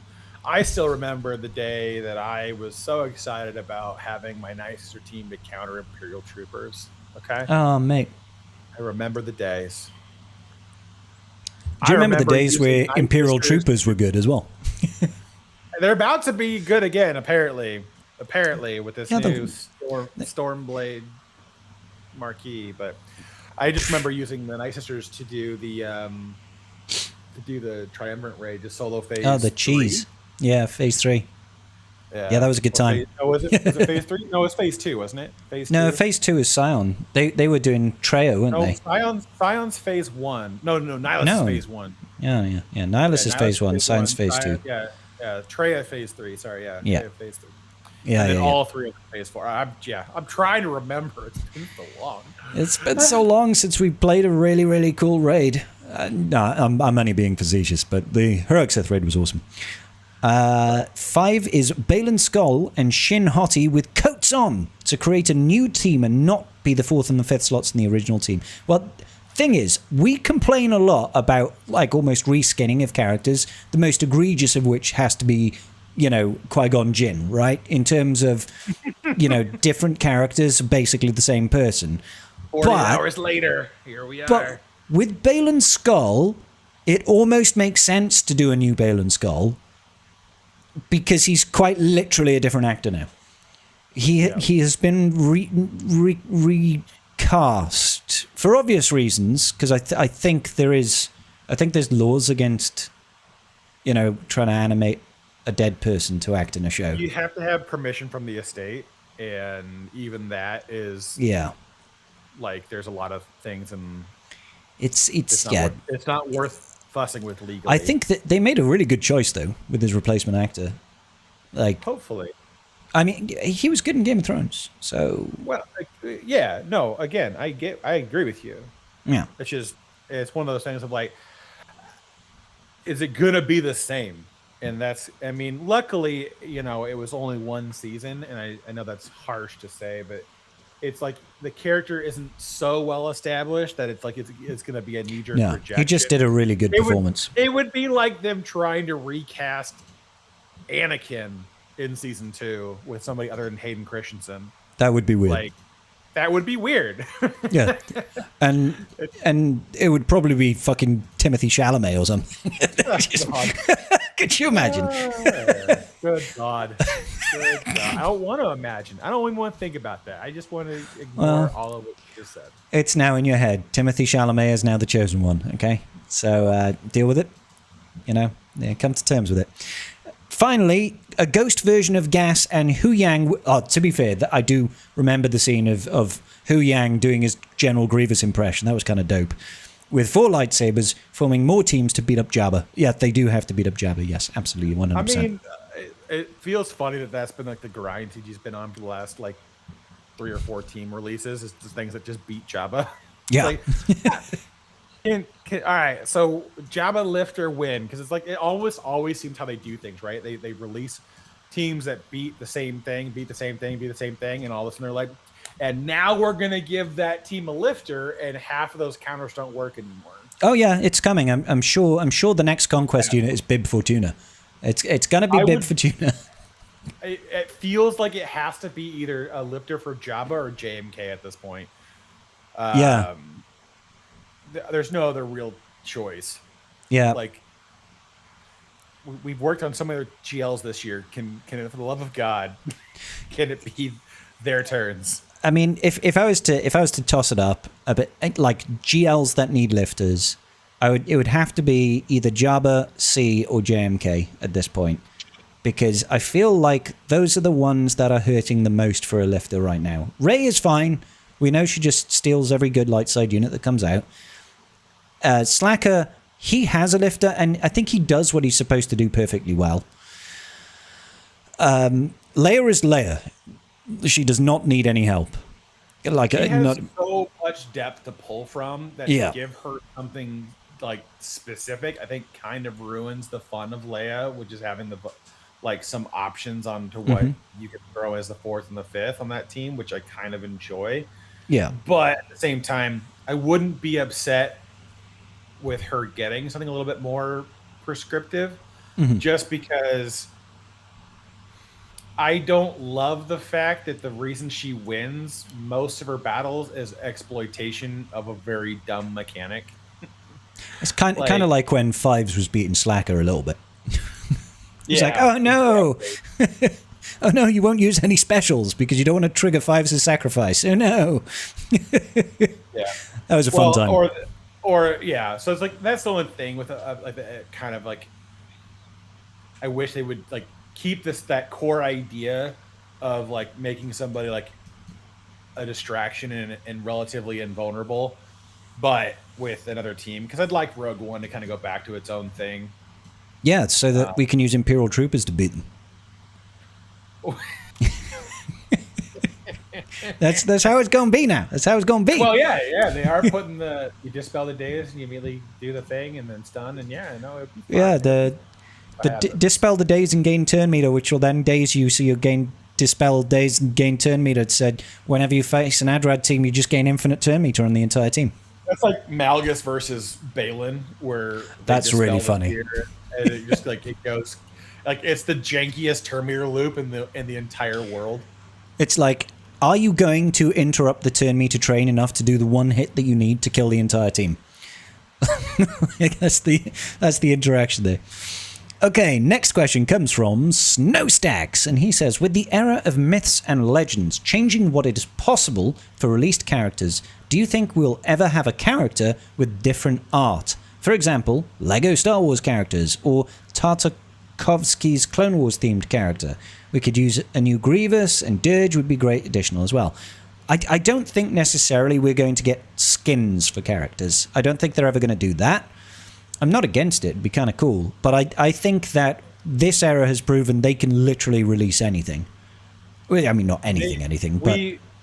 Yeah, if we get anything, it will be a adaptation of that character in Swoga art style. Like, they're never going to release a Lego version of anything in this game. Because I feel like that just completely throws out the whole point of what we're doing. It's a hero collector and not just like a random, not a stud collector. Yeah, there's that too. But I mean, at this point, with what they've done with this era, I think anything is technically on the table now. There's clearly, they're willing to go do Darth Jar Jar. They're willing to do a lot of things. It's just now getting the bandwidth and the time to incorporate them. But I mean, also, it's far more interesting than to just taste the current media. I don't really want to sit here and follow. There's that. Ahsoka. I mean, it does give us a lot of that excitement that kind of dropped out. That's the benefit. I think there's pros and cons to eras like this. One where it's like it's multiple characters lifting up various teams. That's kind of interesting. Con side is Colosseum is a little bit fucky sometimes because you just have units that don't really have a good place until you get additional units or that sort of thing. But also it is the excitement of, holy shit, we're getting this character and this character is dope. And, you know, like I never would have thought we'd have seen Ronin in this game and his animations look sick. Even if I think the asteroid mech guy with the hat on, it looks dumb as fuck. AF. Yeah. His animations are cool. When you're already at the bridge of bringing in Darth Jar Jar, I think that's like becomes my lower concern list of like Rowan is still, even with the droid, is still a way cooler unit to me than Darth Jar Jar is. Like, same. Or Jackson. I don't. Yeah. Jackson. God. Bugs Bunny, bro. You're not excited for Bugs Bunny in the game? No, not even a little. But he's green. I think it's like the one character where I'm just like, can we get a do-over? Just, is there anything else in the kit we can, like anybody else in the art department, we can just skin over this guy? Like keep the kit, rename a couple things, and then move on with ourselves. Oh well. Oh well. I just have zero interest in the character. That's all. Yeah.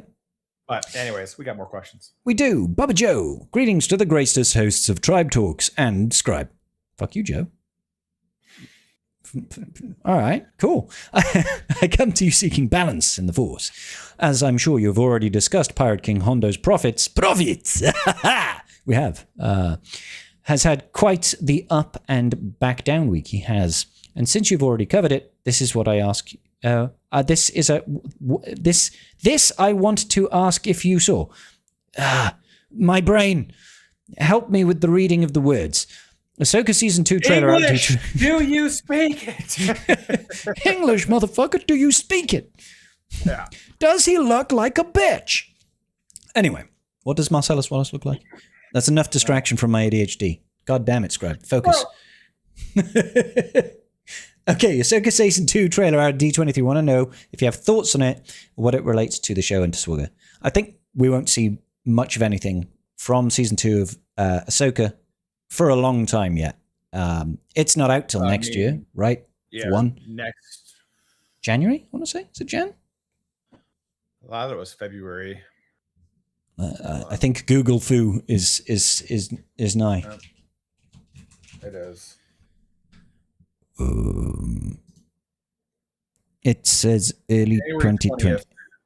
January, so the end of Jan next year. Yeah, and characters are not going to be released in time for that. So maybe. Well, and they typically like though with TV mid-year? shows, it's 9 months to a year after it's Usually. released. Yeah.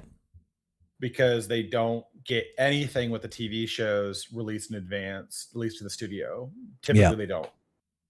Yeah. So that has been the MO with almost every TV show release, except for I believe Bad Batch, where they gave us Omega, even though the show hadn't released yet, but that was solely because she was in all the marketing and everything else prior. That it was like it really wasn't like a spoil to give them the information. Yeah. It's a I think we would. The chances of us getting stuff from season 2 of Ahsoka is really, really high. Like, I'll put that out. Like, very high.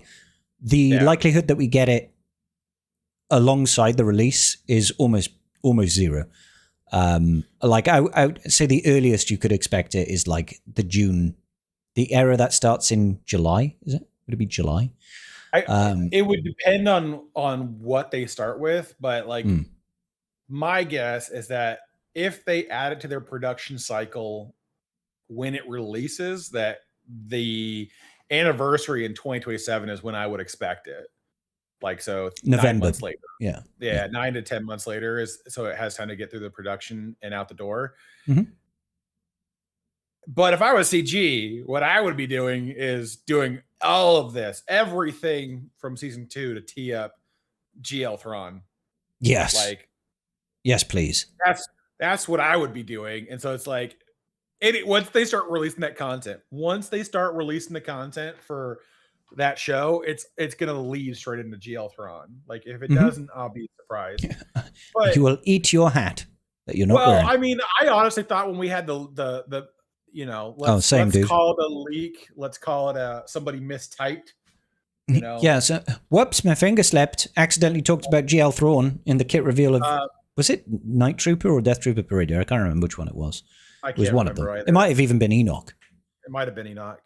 Yeah. But I'm glad that they backtracked that and we're like, yeah, we're gonna just wait, because like Thrawn from season 1 of Ahsoka was not the Thrawn I would have been excited for a GL of. Like it would have been fine, but there was clearly a lot more to work with.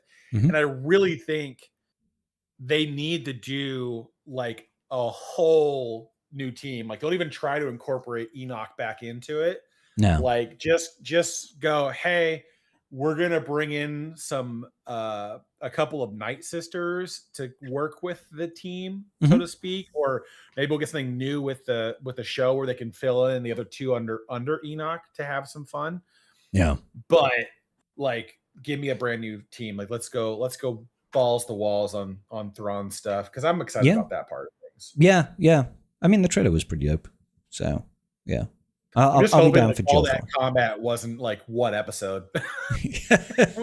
I'm come on. And then you've got 9 episodes of filler. We're a galaxy at war again, and they're like, but only one cool fleet battle. Why? I want more conflict in Star Wars. It's not fun being at peace. Yeah. In the title, Star Wars, not Star Wars. War. Yeah. Next Not question here to comes watch from. Anakin Sorry, buddy. Padme on Naboo. Hey, I would watch Padme No all one day. cares. I mean, yeah, but I don't need to watch Anakin ride a cow or whatever the creature was. And I didn't need to take up 45 seconds of screen time. That's all I'm saying. Yeah. But There was Padme in a field. There was better things to look at. It did lead to one of the most endearing and enduring memes of the Star Wars universe, though. I mean, that is the most memed scene, I want to say, in terms of still shots for memes. I think, that has to be all the way up there. Yes. Okay, so Stars says, how is the New Republic doing in GAC overall? Haven't tested them with or without the Cron, so I thought I would ask. No idea. I have them on defense. I used them once. They seemed good. Not great, but I don't really have a whole lot of. I don't have a whole lot of exposure to it. They're on defense. I attacked them. They one-tapped C, so there's that. Tiva just shot him in the face and he died. All I've done is take JMK from beating Andor to beating Tiva. Fair. That's all I've done. Yeah. I just pivoted it over. So actually, I'm at the point now where I don't even run the Cron with Carson on defense because the Cron stats are so much better on a GL or another team. Yeah. It's I think I've put that Cron with Glat. I put it with Lord Vader. And that's a good jam. Yeah. A hold on it basically every time. Nice. Which has been nice. I did try it with Leia last round. I'm almost confident they just used Rada Solo because Rada Solo Leia doesn't have enough mechanics to stop him. And so Rada just goes out, stuns the entire team, big damage, stuns the entire team, big damage. So it's there wasn't enough to lock Rada into place and especially with Omicron's active, it's actually really a threat. So yeah. Anyways, I like using the Crons elsewhere. I'm actually using Rada's Cron on defense with our team because if I'm taking him to offense, he does not need the Cron because most of it doesn't apply. Most of it doesn't apply. Yeah, you're only really getting the stats, and to be honest, you could just throw a really chunky defense Cron on him, and he would be just as good. This is assuming you are rocking like an R10 rotter. You're a 7-star error battles bunny. At high stars and high relics, that Tiva team is a really big threat. If it gets going, it will just chew up every team it can because it's so oppressive. The amount of debuffs you get, the dots, the buff immunity, the ability blocks. It's like waiting 8 turns to use a basic is depressing. Yeah. And then they end up just TM rolling you too. So it's fun time. So I just was like, well, Andor doesn't do shit anymore, so we're gonna pivot JMK off of Andor, and we'll just take JMK over here and stop that Terminator train. Seb to lose his now the damage immunity, and then we just leap him out. And then the real question is can you do that JMK versus Tiva without Cat? Because I would love to find a way to throw Cat with Rey right now. That would be sexy. God. Yeah, that would be sexy. I mean, you probably could. Well, you just lose so much. If you maybe JMK Cam Jedi, that might be possible to get enough damage behind the team to actually make up for it. That could be possible. Because you're not really doing anything else, but I would probably want if you're gonna do JMK Jedi, I would probably want GK with JMK and not Mace because you gotta have a far more reliable taunt than Mace. Mace is just utter dog shit. Yeah, Mace brings a hell of a lot more tech, but he is objectively a worse tank. Mm-hmm. He's not as chunky, and he doesn't, like you say, he doesn't taunt as nearly as reliable, but he brings a lot more tech. I love the dispels. I love the call to assist and the turn meter swap. I love the stuns. Yeah. Shatterpoint in itself is just fucking dope. But he doesn't GK is far more of a one-trick pony. It's kind of he will be taunting and he will mass assist. The problem is if you do Cam Jedi team under Kenobi, you lose Padme too, and Padme is what's offering you a lot of that reassurance with that protection up coming through. And so it's like, if you're going to rely on just face trading damage, I would definitely need somebody else as the tank, because GK also has a much more reactive taunt, right? If they happen to crit anything, bring it back. So. I mean, that does sort of impact later on, doesn't it? Because he'll permataunt whilst he's got the bonus protection, basically. But as soon as you've chewed through that, then it's going to be it. But something to think about. I might test that out next week. I might try and test out a monster Ray defensive team with Cat, just to see. I'll check and see what people have been using versus Ray on defense. What people could use versus JMK with all that defense. There's just so many teams that counter JMK. It was like, I don't think it's even worth trying to make it work. But JMK. Yeah, no, I would do JMK, Cam, GK, Gas, and then Snips. Yeah, Snips is the fifth. That's what I would run, and run it and then see what happens, because Gas is going to give you some of that protection that Padme you're losing with Padme, so they can't crit. And a lot more damage. Yeah, a lot more damage, especially with Cam. There, you have armor shreds, you have days, you've got you got some. Is it the leadership that gives the ramping offense? So you it's his leadership that does that on Gas. But I mean, eventually JMK will do enough damage, but it could take a while. Yeah. No, I might actually test that out this next round. Sick. Just for giggle's sake. Why not? That means I need to remod my cam to actually use him. So I don't fucking use him for nothing in a minute. Anyway, we're getting distracted. Buell comes in with a question. Quick Datacron question and team building quest. For a Stranger Mold team, do you think it's better to use a 400% attacker cron with 130% crit damage and 20% health, or the New Republic FDC, which has got 140% defense, 100% health, 80% offense, and 100% crit damage? I mean, always the new FDC. It's, I mean, the stats are fucking dope, aren't they? Yeah. And the problem is that for a large part of what I find with the Stranger team is that it's their durability, it's their total bulk that's always their bane. Because when they have no bulk, it's just so easy to get chewed up by Old Republic or a lot of teams, because they fold so fast. So just having 100% more health on top of, when you're talking about Starkiller, giving pulling it down double, that, and then adding more with his unique and stuff too. This is all of this goes into the pre-modified stats for a lot of the uniques, and so it's always better to stat pad the teams that need that durability than it is to just try to take that offense. Because the other thing too is that the 400%, they gain 400% offense equal, multiplied by their defense, they lose 50% defense. The problem is that most of those characters are not modded for high defense. Nope. So it's still a nice gain, but it's not. Yeah, it's a nice boast, but it's like you need to go back and mod Starkiller and Stranger for high defense, or in decent speed.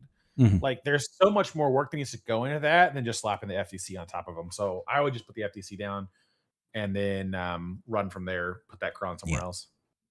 He says, secondly, what's the overall consensus on Inquisitor Barriss? Is she the best fifth in a Reaver team now, or is she better used under Seer?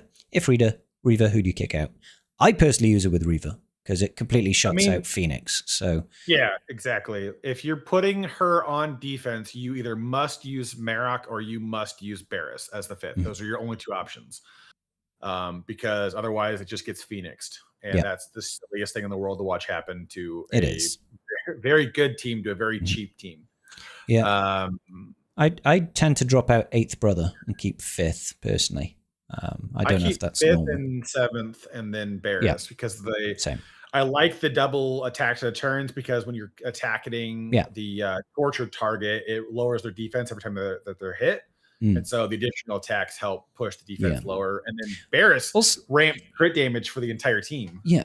Also, like Barris herself, she is no slouch. Like Yeah, she she can hits still hit hard. fucking hard, and she is hard to put down. Like she's chunky. So I actually really like Inquisitor Barris, but just not in her own team in 3v3. Just fucking don't like that team. Okay, next question comes from Richie Fritch. He says, so, thoughts on PK Hondo stealing locked buffs? Were you against it? Yes, it was reverted, but I'd like to hear your opinions. Karth and I disagree on this. Karth is for the no stealing of locked buffs. Karth is against the stealing of locked buffs. I'm for it personally. I think it's cool. Yeah, I mean, I think it adds a layer of uniqueness to his kit that is interesting. You don't get anywhere else. It needed, if it's going to be a thing, it needs to be monitored very, very carefully for unintended interactions and new buffs that come to the game. Because that's a lot of my. You can see it happening though, right? Like we get new characters come to the game. They've got some new buff, and it's going to be like, this character has got a locked buff. Start of the game, they can't be damaged or debuffed. And Pirate King Honda will steal it and spread it to the whole team, and it just won't disappear. Something like that will happen at some point, and people will go, Pirate King Honda. That's my only concern with it. Otherwise, I like it. That's my biggest concern, I guess, is why I'm opposed to it in a nutshell, is I think that there's just too many unintended consequences. It's just like they should just rechange the categories in which buffs sit in, and then go from there. So like, just change what if lock buffs that can't be stolen, change their freaking color, make them blue buffs or yellow buffs for all I care, or it doesn't really matter. Just change them so that they're different, so that players know intrinsically what can and can't be taken, and then just but yeah, from there, I don't know. Yeah. His second part is also thoughts on the Rotter FDC bug on defense. Come on, CG, test out your new toys. People spend money on this, and it's broken. Are you all upset that the money was spent for nothing? I know I am. I think this is actually a big deal. It happens too frequently, I feel, that specific FDCs and datacrons come to the game, and they just do not function, either offensively or defensively, in the way that they were supposed to. Because of how datacrons are, they are there for a limited amount of time. It's really fucking annoying when you put towards your resources a significant amount of your shit, and then it just doesn't work. And you, like in this case, Rotter's on defense with a full team. To get a maxed out FDC is tricky. Some people probably dropped £100 on this, $100, to get that FDC right out the rip, right? And they're finding out that it completely turns off, I think it turns off the Omicrons on Rotter, right? When he's on defense. That's not good enough, and it's not fixed now. It's not going to be fixed for the final round of this GAC. Is it going to be fixed for week 2? If not, how long does it go on for? And you've already lost a large portion of the benefit of this FDC, because the earlier you get it, the more time you're supposed to benefit from it. These things need to be addressed appropriately. I'm not happy with it. Using the FDC on another team. Yeah, exactly. Just use it as a stat stick. Yeah. No, honestly, I'm annoyed, but at the same time, it's just like, we know what the answer is going to be. And so I'm just like, I don't even care. Like, all they're going to go is, our bad. It's fixed. Hey, man, could they do what they did with the old Kix FDC? Well, it wasn't FDC. It was a unique datacron. Do you remember that? They gave it out again. So we had 2 of them.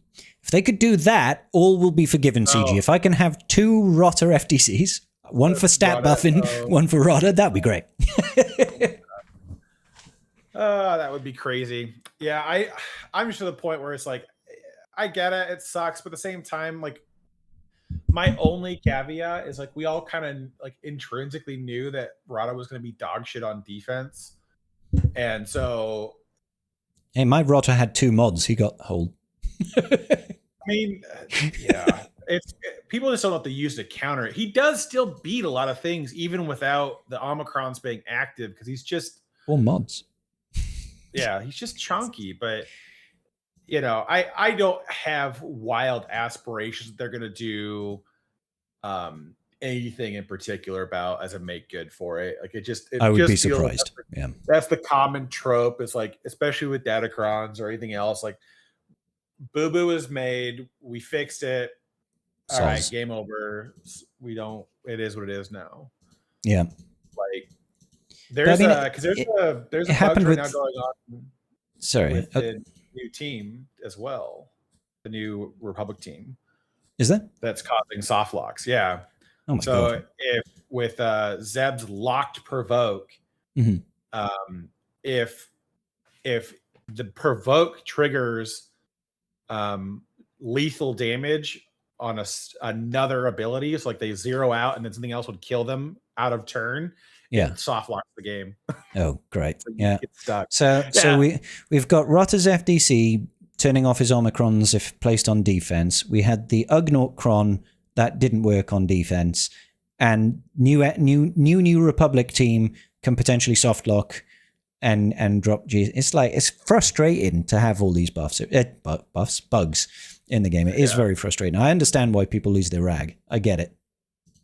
I do too. At the same time, I just like the only reason I end up caring a lot is because I'm competitive. But like at the end of the day, you know, you're giving up like at the most 700 crystals for a loss. It's like, all right, guys, like we can kind of walk this back to a reasonable amount of upset. Like I'm not going to go start grabbing pitchforks over it. So that's big bad, big sad. It's fun times. Why are you mad, bruh? Just just win.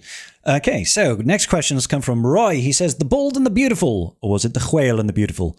It's the whale and the bald man. He says, so now you know about the Ninth Jedi. Why haven't you watched it yet? And what do you think of it? I haven't watched it yet. I'm not going to watch anime. I have like zero inclination to watch a lot of anime. It is a like it's not. What if it had boobs, Garth? What if it had really nice boobs? That's like so much anime. That's like every anime. God, come on. That's like my favorite. Oh my god, that's my favorite response. Someone's like, "What are you doing today?" Oh, well, I'm watching a documentary on human reproduction, and they're like, "So you're just watching porn?" I was like, "Yep." Mm-hmm. It's called Ass Blasters 9000. Yep. Mm-hmm. Yeah.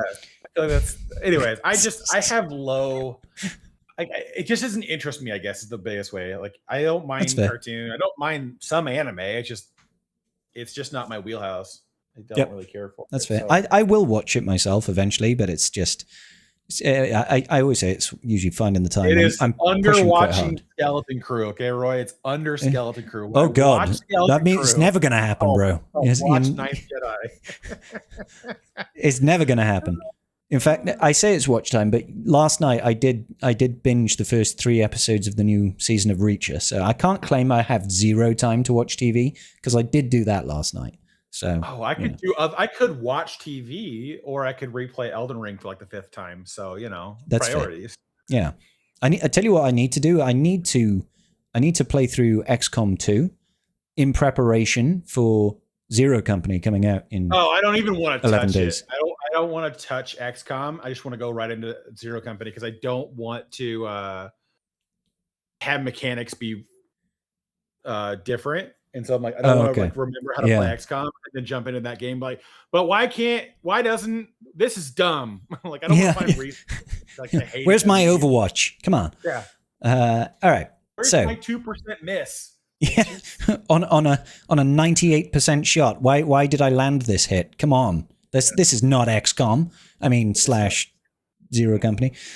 Including the current era, which era do you like the most in terms of total package? The era, Colosseum battles, and the current possibilities with the current teams. That's a good question. I do feel I like this one so far just because I really like Mara Jade Skywalker. I think she's a really fun unit to play, and she's hot, so that helps. Last era was really fucking mid for me.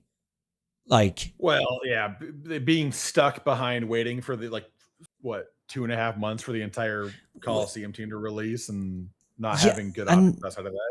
And New Republic is just kind of boring, I'll be honest. I was just like, I don't really care. Well, they're really boring when you can't even max out the abilities, right? Like, again, 2.5 months to wait to get to 125. It's just like, oh my God. Yeah. and then, in the last month, it became really dull because it was like, Rodder, solo, auto, solo. Go.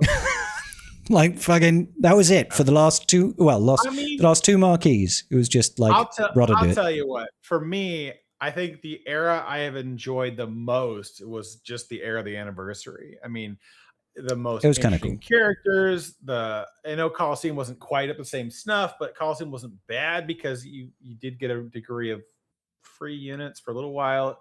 It was new as well. They were sucked, but I liked the units more. I was more interested in what was going on. It felt like it felt fine.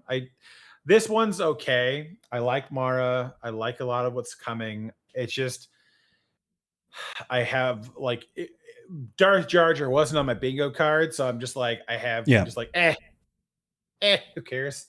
Yeah. So that's where my head's at with that one. Mm-hmm. But yeah, I would say the era anniversary has been my favorite so far, but they might do more. Their next era could be another myths and legends, and then all of a sudden it's like, oh my God, we're getting Exar Kun and Ulic Pildroma and all these cool badass Sith and whatever else. I think the era of the anniversary probably had the best characters overall. Yeah. I think that's unquestionable. I think this era has been the most fun for Coliseum. Like, I think the theory crafting is actually starting to click now. Yeah. It's got a lot more variety to it. It's still really heavily influenced by RNG and obviously error levels, but this one feels like the most fun for Coliseum so far. This one's had the most like unique options, right? Where you have a lot of play with the core team and then what you add into it, and so the last one just was like, what can you make a marquee work with? Because you were stuck with a lot more limited leaders that had like specific allies must be X faction. It was also so fucking garbage to start because it's like, okay, you've got R5 who does fuck all, and then it's like now you've got Zeb who still kind of does fuck all, and then like now you've got Colonel Ward, and you're like, Jesus, give me something that attacks and does some fucking damage. And then eventually, like, Carson Tifa. So it took ages for it to get going. So I feel like that's why this one feels better, is because they hit the ground running. With Mara Jade coming straight out, it was like, oh, she immediately brings the pain. And it feels like she very much feels like she has a progression when you take it to higher error levels. Like as soon as you hit 50, and she gains the unique benefit to have Jedi's Will as long as Jedi Knight Luke Skywalker's in the lead. It feels like every time you hit that new tier of ability unlock, that it has a tangible impact and changes things a little bit. So that's why I'm liking this one the best. Yeah, no, I agree with you. This one just feels like the progression's more consistent, and you're not just like waiting 2 weeks. Yeah. And final question from Roy is, with Zero Company release just around the corner, do you expect some characters moving over from that game to Galaxy of Heroes? If so, do you think they'll make a team out of it or use it as boosters? My understanding is that isn't it just like one or two actual characters? Because if it's like XCOM, most of them are almost NPCs, right? Have like a solid 8 characters that are part of the story. Like they are main characters for the actual game, and then you have the rest of them are recruits that you bring in that are going to be different species or different things. They'll be like randomized characters, basically. You have that Umbaran guy who's part of the story. You got that Jedi that's part of the story. You got the droid, the clone trooper. You've got the guy who's in charge, which I think is supposed to be you. I can't remember.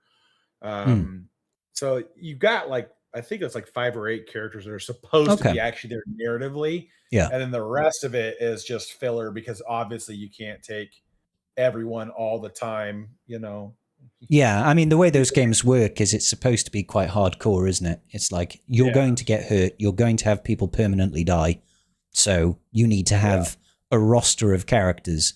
Also adds a bit of depth, it was like playing the Gears version of XCOM. XCOM was that way, where like if the hero units died in a mission, Game then over, you was it? failed outright, but you Yeah. had other additional gears or resistance characters that you could bring in the mission with you, and then you could use them to help do your thing. So I mean, I would be surprised if they don't. I just think it's going to be a fat minute. I don't think we're going to get anything again out the rip. It might be 6 months or a year later down the road where they incorporate. I think a lot of it is they're going to see how successful the game is and what the community sentiment is around the game, and then go from there. The only thing that I think that gives it a little bit more hope is that Zero Company is actually an EA game, right? Yeah. So that's a lot easier for them to work with than when people say fucking Outlaws, for example, right? That's not an EA based game. It's going to be a lot harder for them to get the IP to agree to, even though I know they're all Star Wars characters, it's also owned by different publishers and producers, right? So, but this one is still within the EA wheelhouse, so it would make it easier. And we've seen it, we've seen it. We've got Jedi Survivor, Fallen Order characters, right? We've had crossovers with Malgus coming to the game. That's from SWTOR, right? And technically, you could say stuff like the Fury Class, the Marauder, and Sith Empire Trooper, and stuff like that. So there is history of that sort of thing happening. So maybe, I guess I'm on board with it. Why not? I like new characters. It'll just be a little ways on the road. That's my only thing. Definitely. Next question comes from Nilo No. He says, I presume it makes sense to level up Soda Pop while we still have the currency before it resets in 8 days. Currency won't reset in 8 days, good sir. I know we could save the 30 Zarek to take Mara Jade further, but don't we get more Zarek later? Yes, so you'll get Zarek every time a new marquee character comes out. That's when you'll get more Zareks. You can level up your Soda beyond 55. It's Karth and I currently that are not taking him beyond further because we're hoping to see if we can beat tier 7 ahead of time so that we can use those Zareks to push Mara Jade up into the 80s, which we think might have a higher ceiling for progression in the short term. Overall, I wouldn't sweat too much about it. Yeah, that's the only thing I'm looking for. The other thing is just to see if they end up putting how much era currency they end up putting behind in his era challenge on him being at max level, whatever that ends up being for his thing. The marquee obviously has him at 55, but they could be 65 or whatever it takes to commit the Zergs to it. And so for me, I'll probably let it run up a little bit and see how far I can get, because once the era loaned unit, the era level of the loaned units gets above 70, I should be clearing tier 7 with relative ease. And so it's tier 8 that becomes the question, because tier 8, if you're stuck at 75, you'll always be getting the extra 40 some odd percent additional damage. 38%. So it's at in there. 85, did you say? No, at 75, right? It's 5 error level. Yeah. If you're at 75, you should be getting 37.5% extra damage output, and you'll take 37.5% less as well. So she's going to be more survivable. If you're at tier 8, the boss is level 80. Oh, sorry. Yeah. You're going to be 5 under if you stick at the cap. If you wait until after and you can get enough materials to push her beyond 80, you can start clawing in enough resources to get her to 85 and perform better than anybody else in your Coliseum, because you will be at a positive delta. Now your marquees are still going to get, or your loan units are going to get wrecked. Yeah. But you'll be able to perform better than everyone else because they'll be stuck at 75. And so there's for them to pass into that next tier, they're going to need better RNG, more error levels on their units and things like that. So the thing is just to see if that works. Yeah. But I also don't think it's going to be the end of the world either which way. I've been able to stay in the top 10 without having to even invest in. I don't even use Soda at all. Yeah. I think sometimes I do on my main account now, but he's not making a material difference. Now that might be different if I had him at 75 like Mara, but I'm going to see, because I do feel like having her at 85 is going to be better than having 2 units at like 75.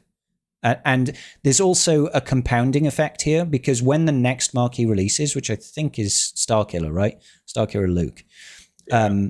I feel like you could then also use his Xerix to take her beyond 85 to 86 and beyond, right? So you could keep rolling the Xeric mats from marquees to just push her higher. It's just whether or not having a very tall roster in terms of era levels is going to matter, you know? The problem that we're going to run into is just it's completion rate. It's going to be the era, the lone units era level that's going to strangle us the most. Yeah. Because we're just now barely getting to 70. And so people should be clearing tier 7 with good RNG and everything else here shortly in the next couple of days. But when you go to the next one with tier 8, your units are going to be 10 levels behind. And then Mara could be anywhere between 5 to 10 or 5 levels, or it could be past it. And so it's a delicate balancing act. But the problem is that to get the next upgrade materials, you need to get into tier 9, and there's no way you're beating tier 9 until much later. So like that's where they've kind of moved the progression into, is that we can do this. It'll give you a little bit better performance overall, but the big picture is that you're going to get stuck on certain places because you're until your era levels can come, or they sell you the mats, you get stuck on where you can progress. You can't go any further. Mm-hmm. So it's like, it doesn't matter if Luke comes, because if they don't give us the materials to go past 85, it doesn't matter if the Xerics are there. You don't have the materials to go past it. So it's a balancing act in what you want to do. But I think for now, until we get Jar Jar, there's no reason to really invest into anything else that doesn't work with Mara Jade and probably Stormtrooper or Starkiller Luke. Everything else is basically kind of do the minimum investment required and move on. Yeah, a little bit.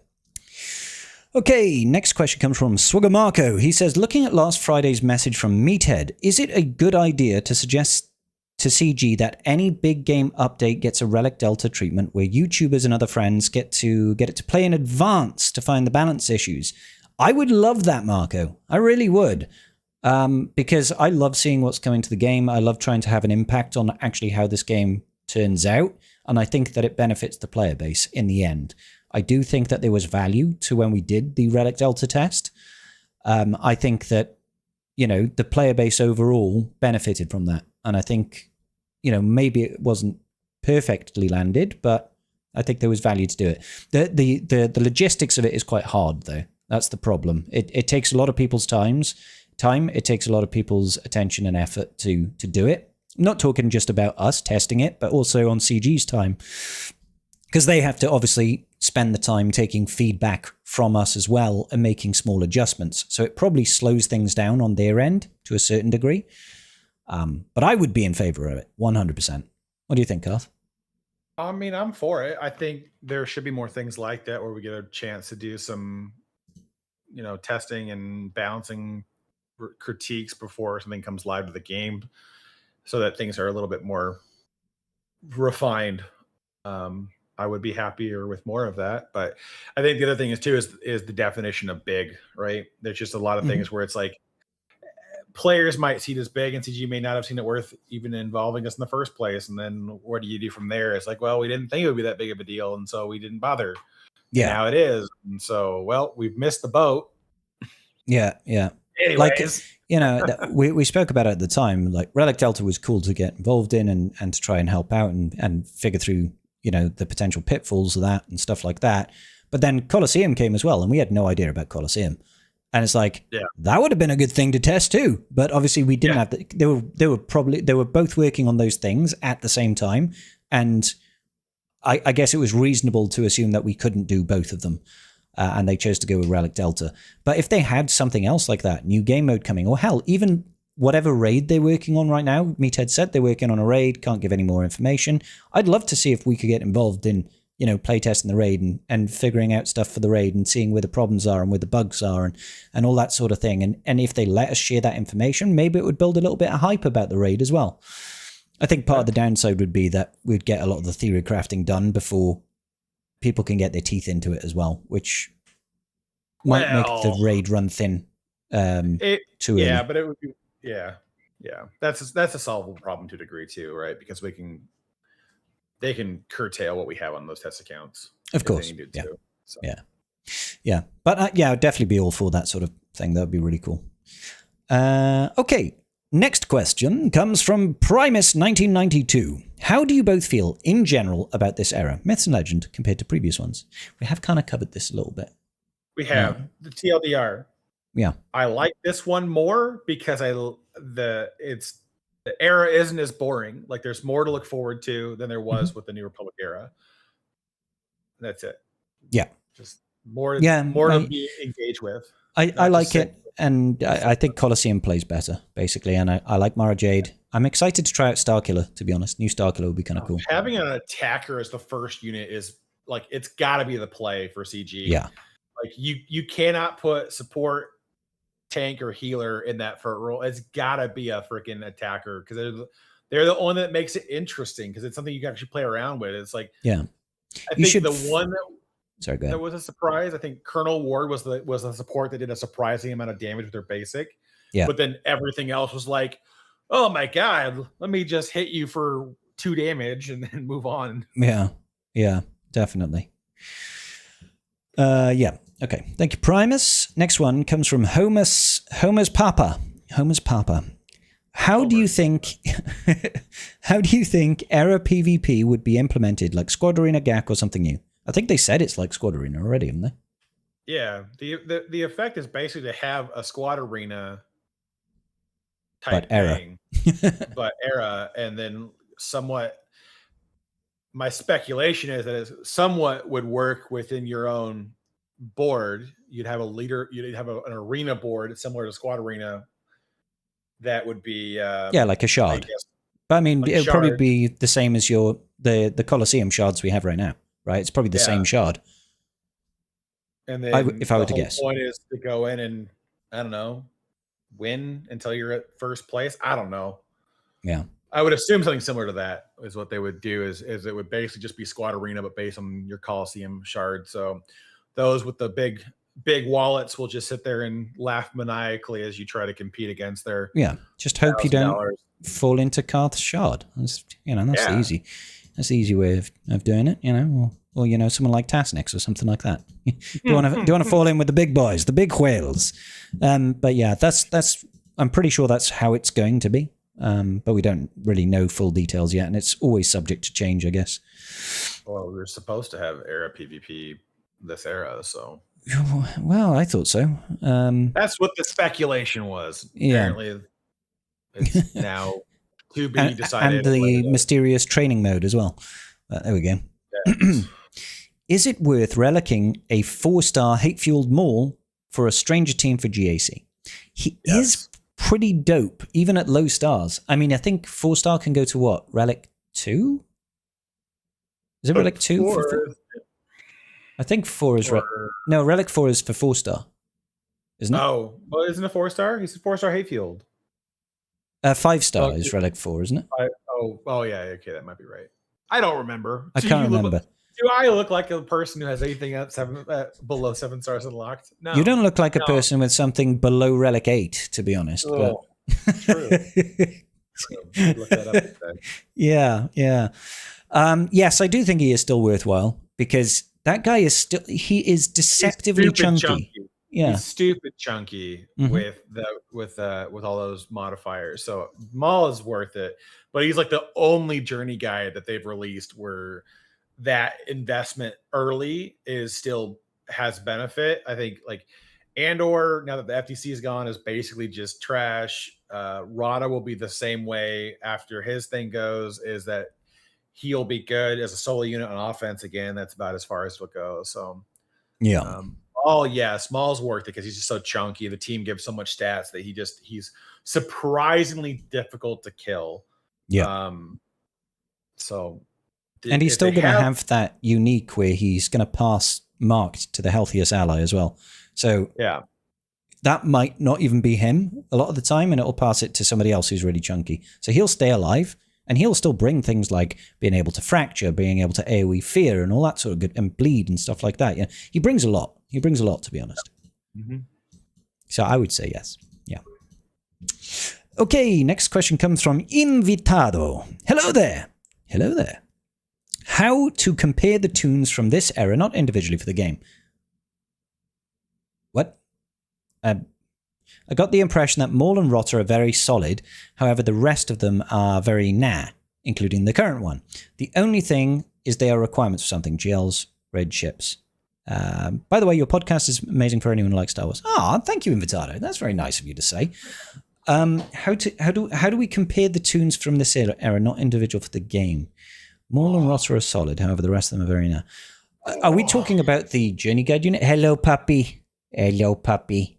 Oh, he's a good pup. Yeah, I mean, Rotter is obviously a complete solo beast. Maul is phenomenal. Cassian Undercover is Cassian underwhelming, in my opinion. And who else we had? Who am I missing here? That is everybody. Jar Jar is the next one. Yeah, it's a bit hard to say with Darth Jar Jar, I think, because we haven't seen with him, we haven't played with him just yet. It's pretty hard to form an opinion. I'm sure when he drops, he's going to have some obnoxiously broken cron. That's going to make him disgusting. You can guarantee that. For 3 to 4 months. It's going to make Sidious and Darth Maul worth a shit for 3 months. Oh, mate. Are they going to bring back Sidious's old level 9? I know he used to have to. Yeah, but make it for when Jar Jar's in the lead, he gets that.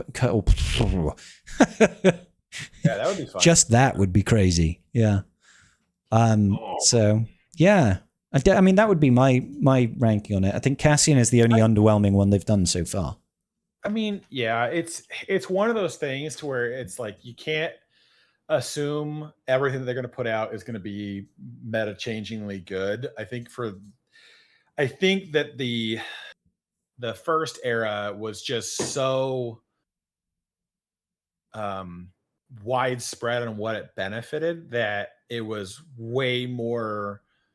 It did a lot for the game in one go, and we're kind of getting that same vibe with this one, where there's a lot of things getting supported with this release, where it feels a lot more impactful. And I think the problem with Cassian and the New Republic era is because it just gave us the one team, and so it was very, very narrow in benefit to a roster where it was very skippable. Where the only net advantage for people chasing the last era was Rada, and everyone who skipped Cassian really didn't miss out on much because he had an easy counter that everyone kind of had already, and he was doing nothing else with, and so he feels really skippable. So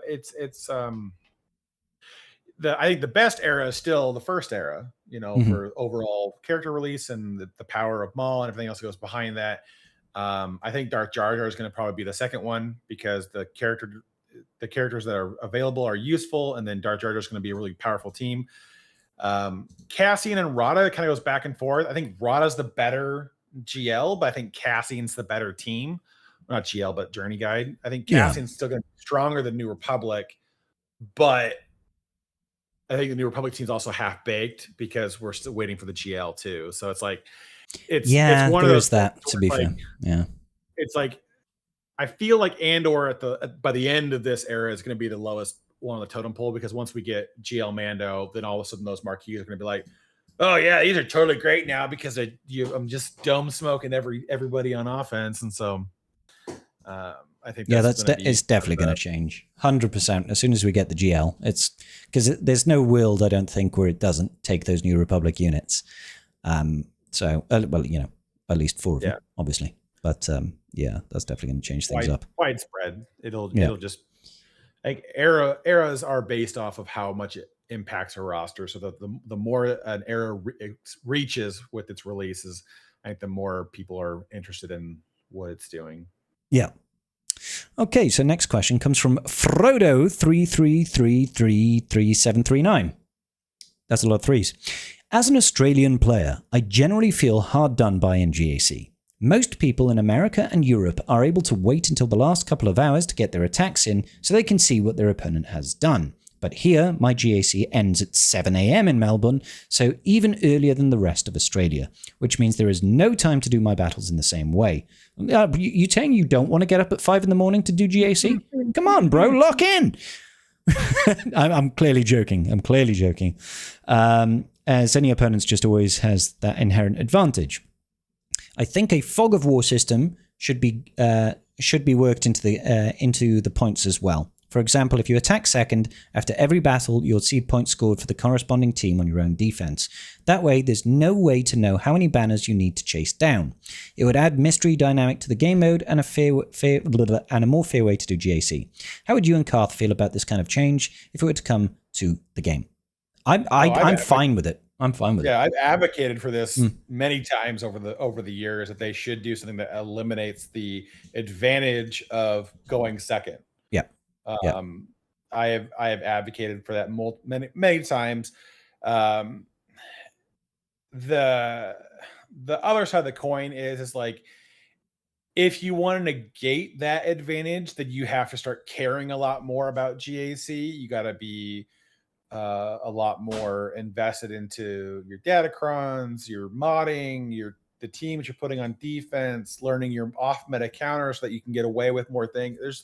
There are ways you can help combat that to just set an annoying defense that's going to be hard for people to win against, but it's not a clear-cut answer. And so I'm a fan of a fog of war system where you cannot see or do certain things until you can't see a zone score until after you've cleared the zone. So you don't know to which counter that you need to run so that you don't drop you're not going to test how much you need a banner pinch, yeah, or whatever else. And so I'm a fan of some like that. I just don't. I'm 100% behind it if it comes to the game. I just don't know if they have the wherewithal to bother implementation. Yeah, I definitely do agree with it. Because I don't think that there shouldn't be any advantage for going last, right? Because it encourages people to go last, and it's nothing more frustrating than being in a GAC environment and you're just like, nobody does anything. You're in this fucking, this stare down competition with your opponent, and there are even people that just won't do anything until the last 10 minutes, and then they'll score some points just to, just to try and sneak in a victory and stuff like that. And it's just like, it feels like a part of the game that shouldn't be part of the game. So yeah, I'd definitely be for a fog of war. Next question is a forwarded one from Carthrick.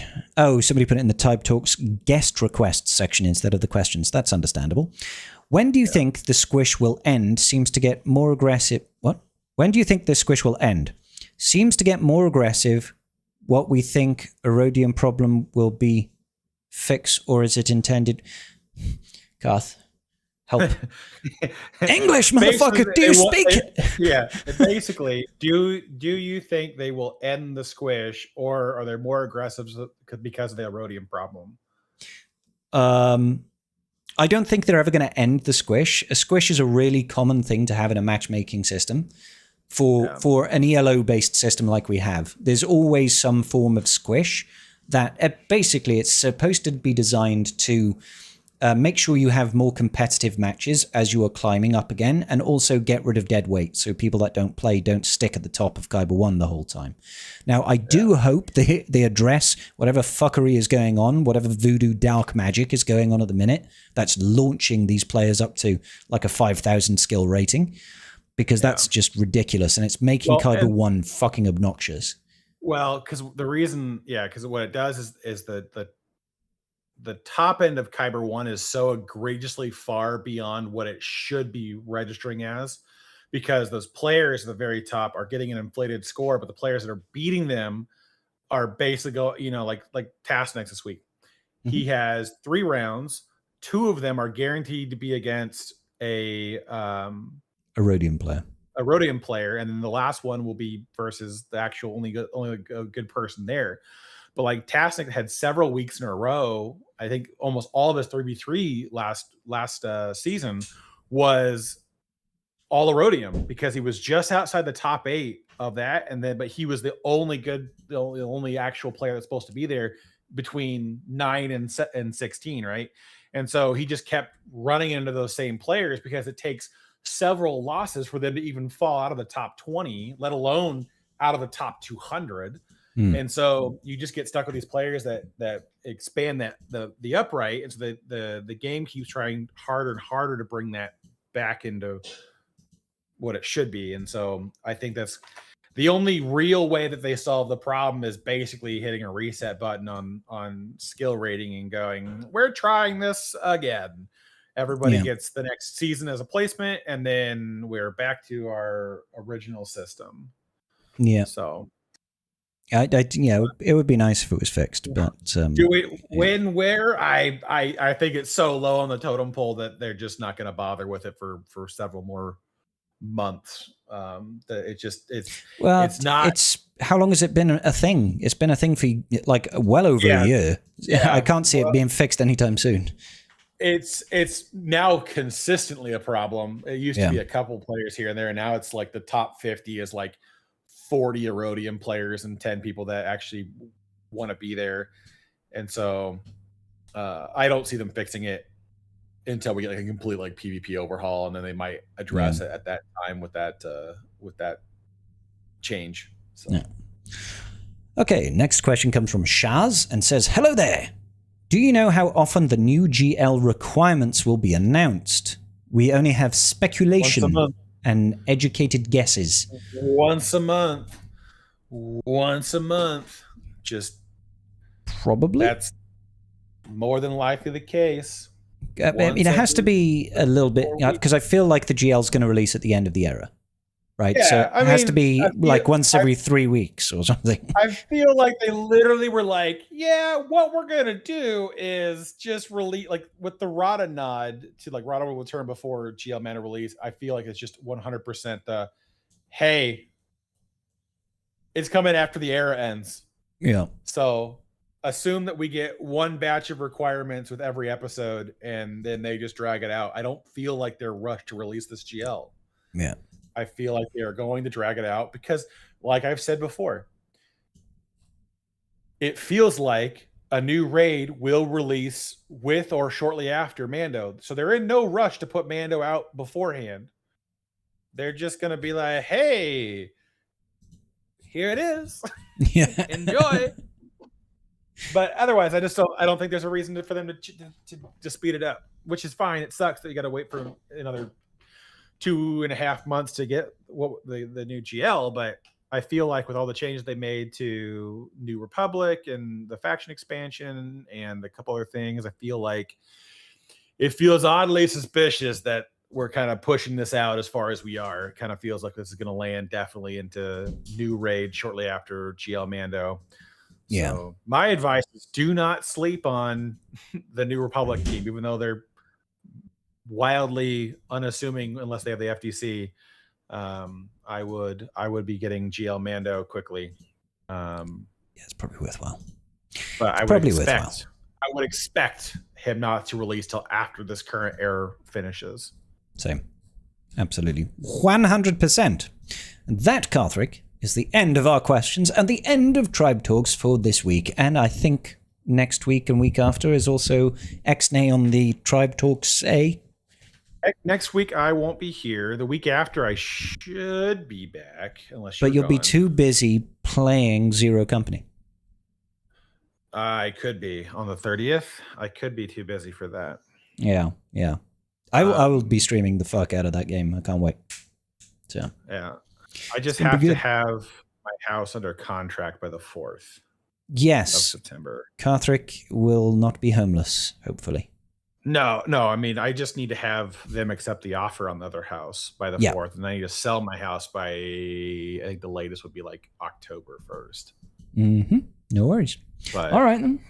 Cool. Yeah, so we should see you next week, ladies and gentlemen. No, not next week. No. The week 30th after is the earliest time will be available. Yes. And I'll probably take Friday off work, and I'll probably play through all of Zero Company. I have done that as well. I've taken off the 27th and the 28th, and the Monday is a bank holiday in the UK. So it's like that's like 4 or 5 days. I can't wait. It's gonna be great. It's gonna be cool. And you're gonna have to somehow explain to the missus that you're gonna spend the entire time playing games and streaming. I'll get her several bottles of Prosecco, some nice chocolates, and she can watch her trashy TV shows that she likes to watch, Love Island and Love at First Sight and fucking... Right. Listen, all you gotta do is just circle down there about every 4 hours, take a 15-minute little exercise break, and then come back and play some games. Love you, honey. Love you. Yeah, that would be perfect. It'll be great. Yeah. All right. Cool. Well, thank you, ladies and gentlemen, for watching. Make sure you do like the video before you go, and leave a comment on Spotify or whatever podcast hosting platform that you are listening on. Make sure you do give us a little bit of a star over there as well. Give us a nice rating. That'll be us today then. See you later. Love you all. Bye, bye, bye, bye, bye, bye, bye.